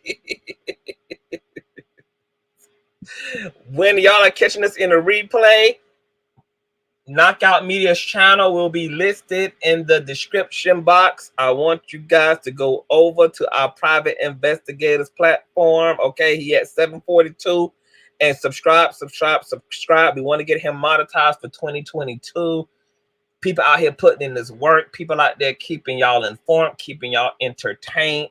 You know, it's okay if you're not a Cash Apper, if you're not a PayPaler, if you can't afford to be in nobody's Patreon, but subscribing, it don't cost us nothing. This is the least we can do for folk who keeping us busy while we at work, keeping us busy while we in commute, keeping us entertained, keeping us stimulated, keeping us etc. Let's get this brother to his 1K. Okay, so he's counting up because I keep refreshing the page. I'm proud of y'all. Thank you guys so much. Let's get this man here. Knockout gonna be at 1K in January because I'm gonna be sharing and promoting my motherfucking ass off. He's going to be at his 1K in January because he honestly can be at 1K tonight. That's how fucking close he is. That's how, and folk are subscribing, baby. That subscriber count going up, honey. 745. Let's do it. Click them links. I love you guys. Thank you guys for just being with us and supporting us. This has been a wonderful year. I know this has been a difficult year for many, but just know that, you know, sadness and heartache may endure for a night, but joy cometh in the morning. We are living in trying times. We're living in peril times. We're living in times of lies. We're living in times of disease. We're living in times of pestilence. We are living in a time where our world is ran by mad scientists. It's shit in the food, shit in the air. This is the time to really focus on your energy, honey. This is the time to be in deep relationship to your highest self. This is the time to really practice a lot of self-care. This is the time to really grow as an individual. The smoke and mirrors and the games and the agendas that are going to be played against us through music, through media, through symbolism. We also living in an astrological era that is going to be bringing the house totally down. We are in for the ride of our life as a generation and as a collective. This is the time that the Lord is going to need all of us to have our heads on straight. If you don't know who the fuck you are, you better find yourself, because this current system that's coming is going to exploit you. If you don't have an identity, it's going to exploit you and use you and abuse you and cast you away. If you don't know who the fuck you are, this is not the era in which anybody can afford to be without solid ground within themselves. Get yourself clear. Get yourself free. Anyone have the Mookie's link? So if you guys also check out my community wall, literally you can leave out of this live when it's over, click the community tab, and you will see a link for Mookie's platform. You will see a link for Knockout Media's platform. I will also put both of their informations in the description box. So if you guys look back on this video, you will see the link, but it is already in the community wall, you guys. Y'all will always be able to find what you need on the community wall. Okay. I love you guys, and I'm excited for 2022. Shout out to Larry Reid. Please go stream his new gospel song, honey. We're going to be having another episode of Reading Things My Way coming up on Sunday, honey. Welcome to the new year, honey. And welcome to a new you. You know, if you need to give up your old life, you need to give up the old you, honey, that's fine too. Because some of us want things to change and we don't realize that it's the things in us that need to change. Okay, it's not so much as the outward circumstances, because the outward circumstances are just a reflection of the inner condition. Okay, so we change our reality based upon our inner atmosphere. Okay, so I just love you guys, and just be gracious, honey. Keep your foot on the devil's motherfucking neck, honey. If he gonna work us, let's work his ass even motherfucking harder, honey.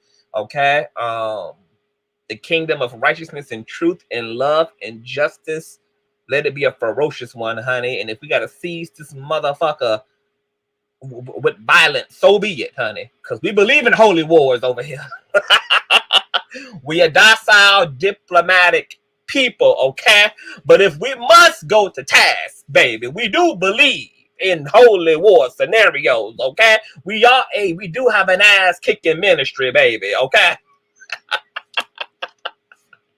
And you guys just be blessed. You guys, I just can't say it enough. Be blessed, be blessed, be blessed, be blessed. I love you guys. Happy New Year's. This Scorpio is signing out. I will see you guys in 2022. Hug your babies, kiss your loved ones, hug your damn self, and just be your best self, living your fantasy going forward. Don't let the insecurity stop you. Don't let the fear stop you. Don't let the naysayers stop you. Don't let your family members who are not supporting you stop you. You don't need none of them motherfucking hoes. You need you. And that energy will galvanize all of the cooperative components and people around you to get you to your destiny. But it starts with us as individuals. So wonderful way to end the year. I love you guys. Happy New Year and good night. Let's pop our pussy. Let's pop our pussy on out the door, honey. We just one more time for 2022. Is y'all ready? Let's do it.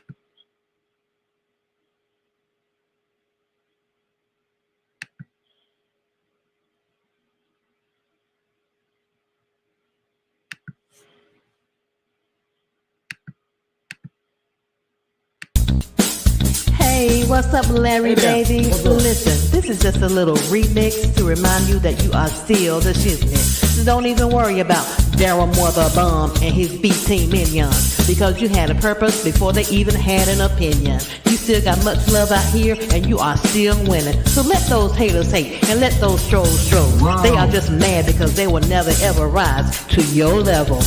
Y'all haters ain't on his level. Y'all haters ain't on his level. Y'all haters ain't on his level. Y'all haters ain't on his level. Y'all haters ain't on his level. Y'all haters ain't on his level. Y'all haters ain't on his level. Y'all haters ain't on his level. You ain't on his level. Here we go. We're gonna start with Darryl Moore. You ain't on his level. And I'll say your name. Cause from the depths of the hell you came. You's a dirty old man. You came up with a lame ass plan. You tried to take Larry down with a proof that was unfound. Shame on you. Find something else better to do. Cause that same ditch that you dig in is the same ditch your ass gonna fall in. You recruited El Carter, and his dumb ass ain't no smarter.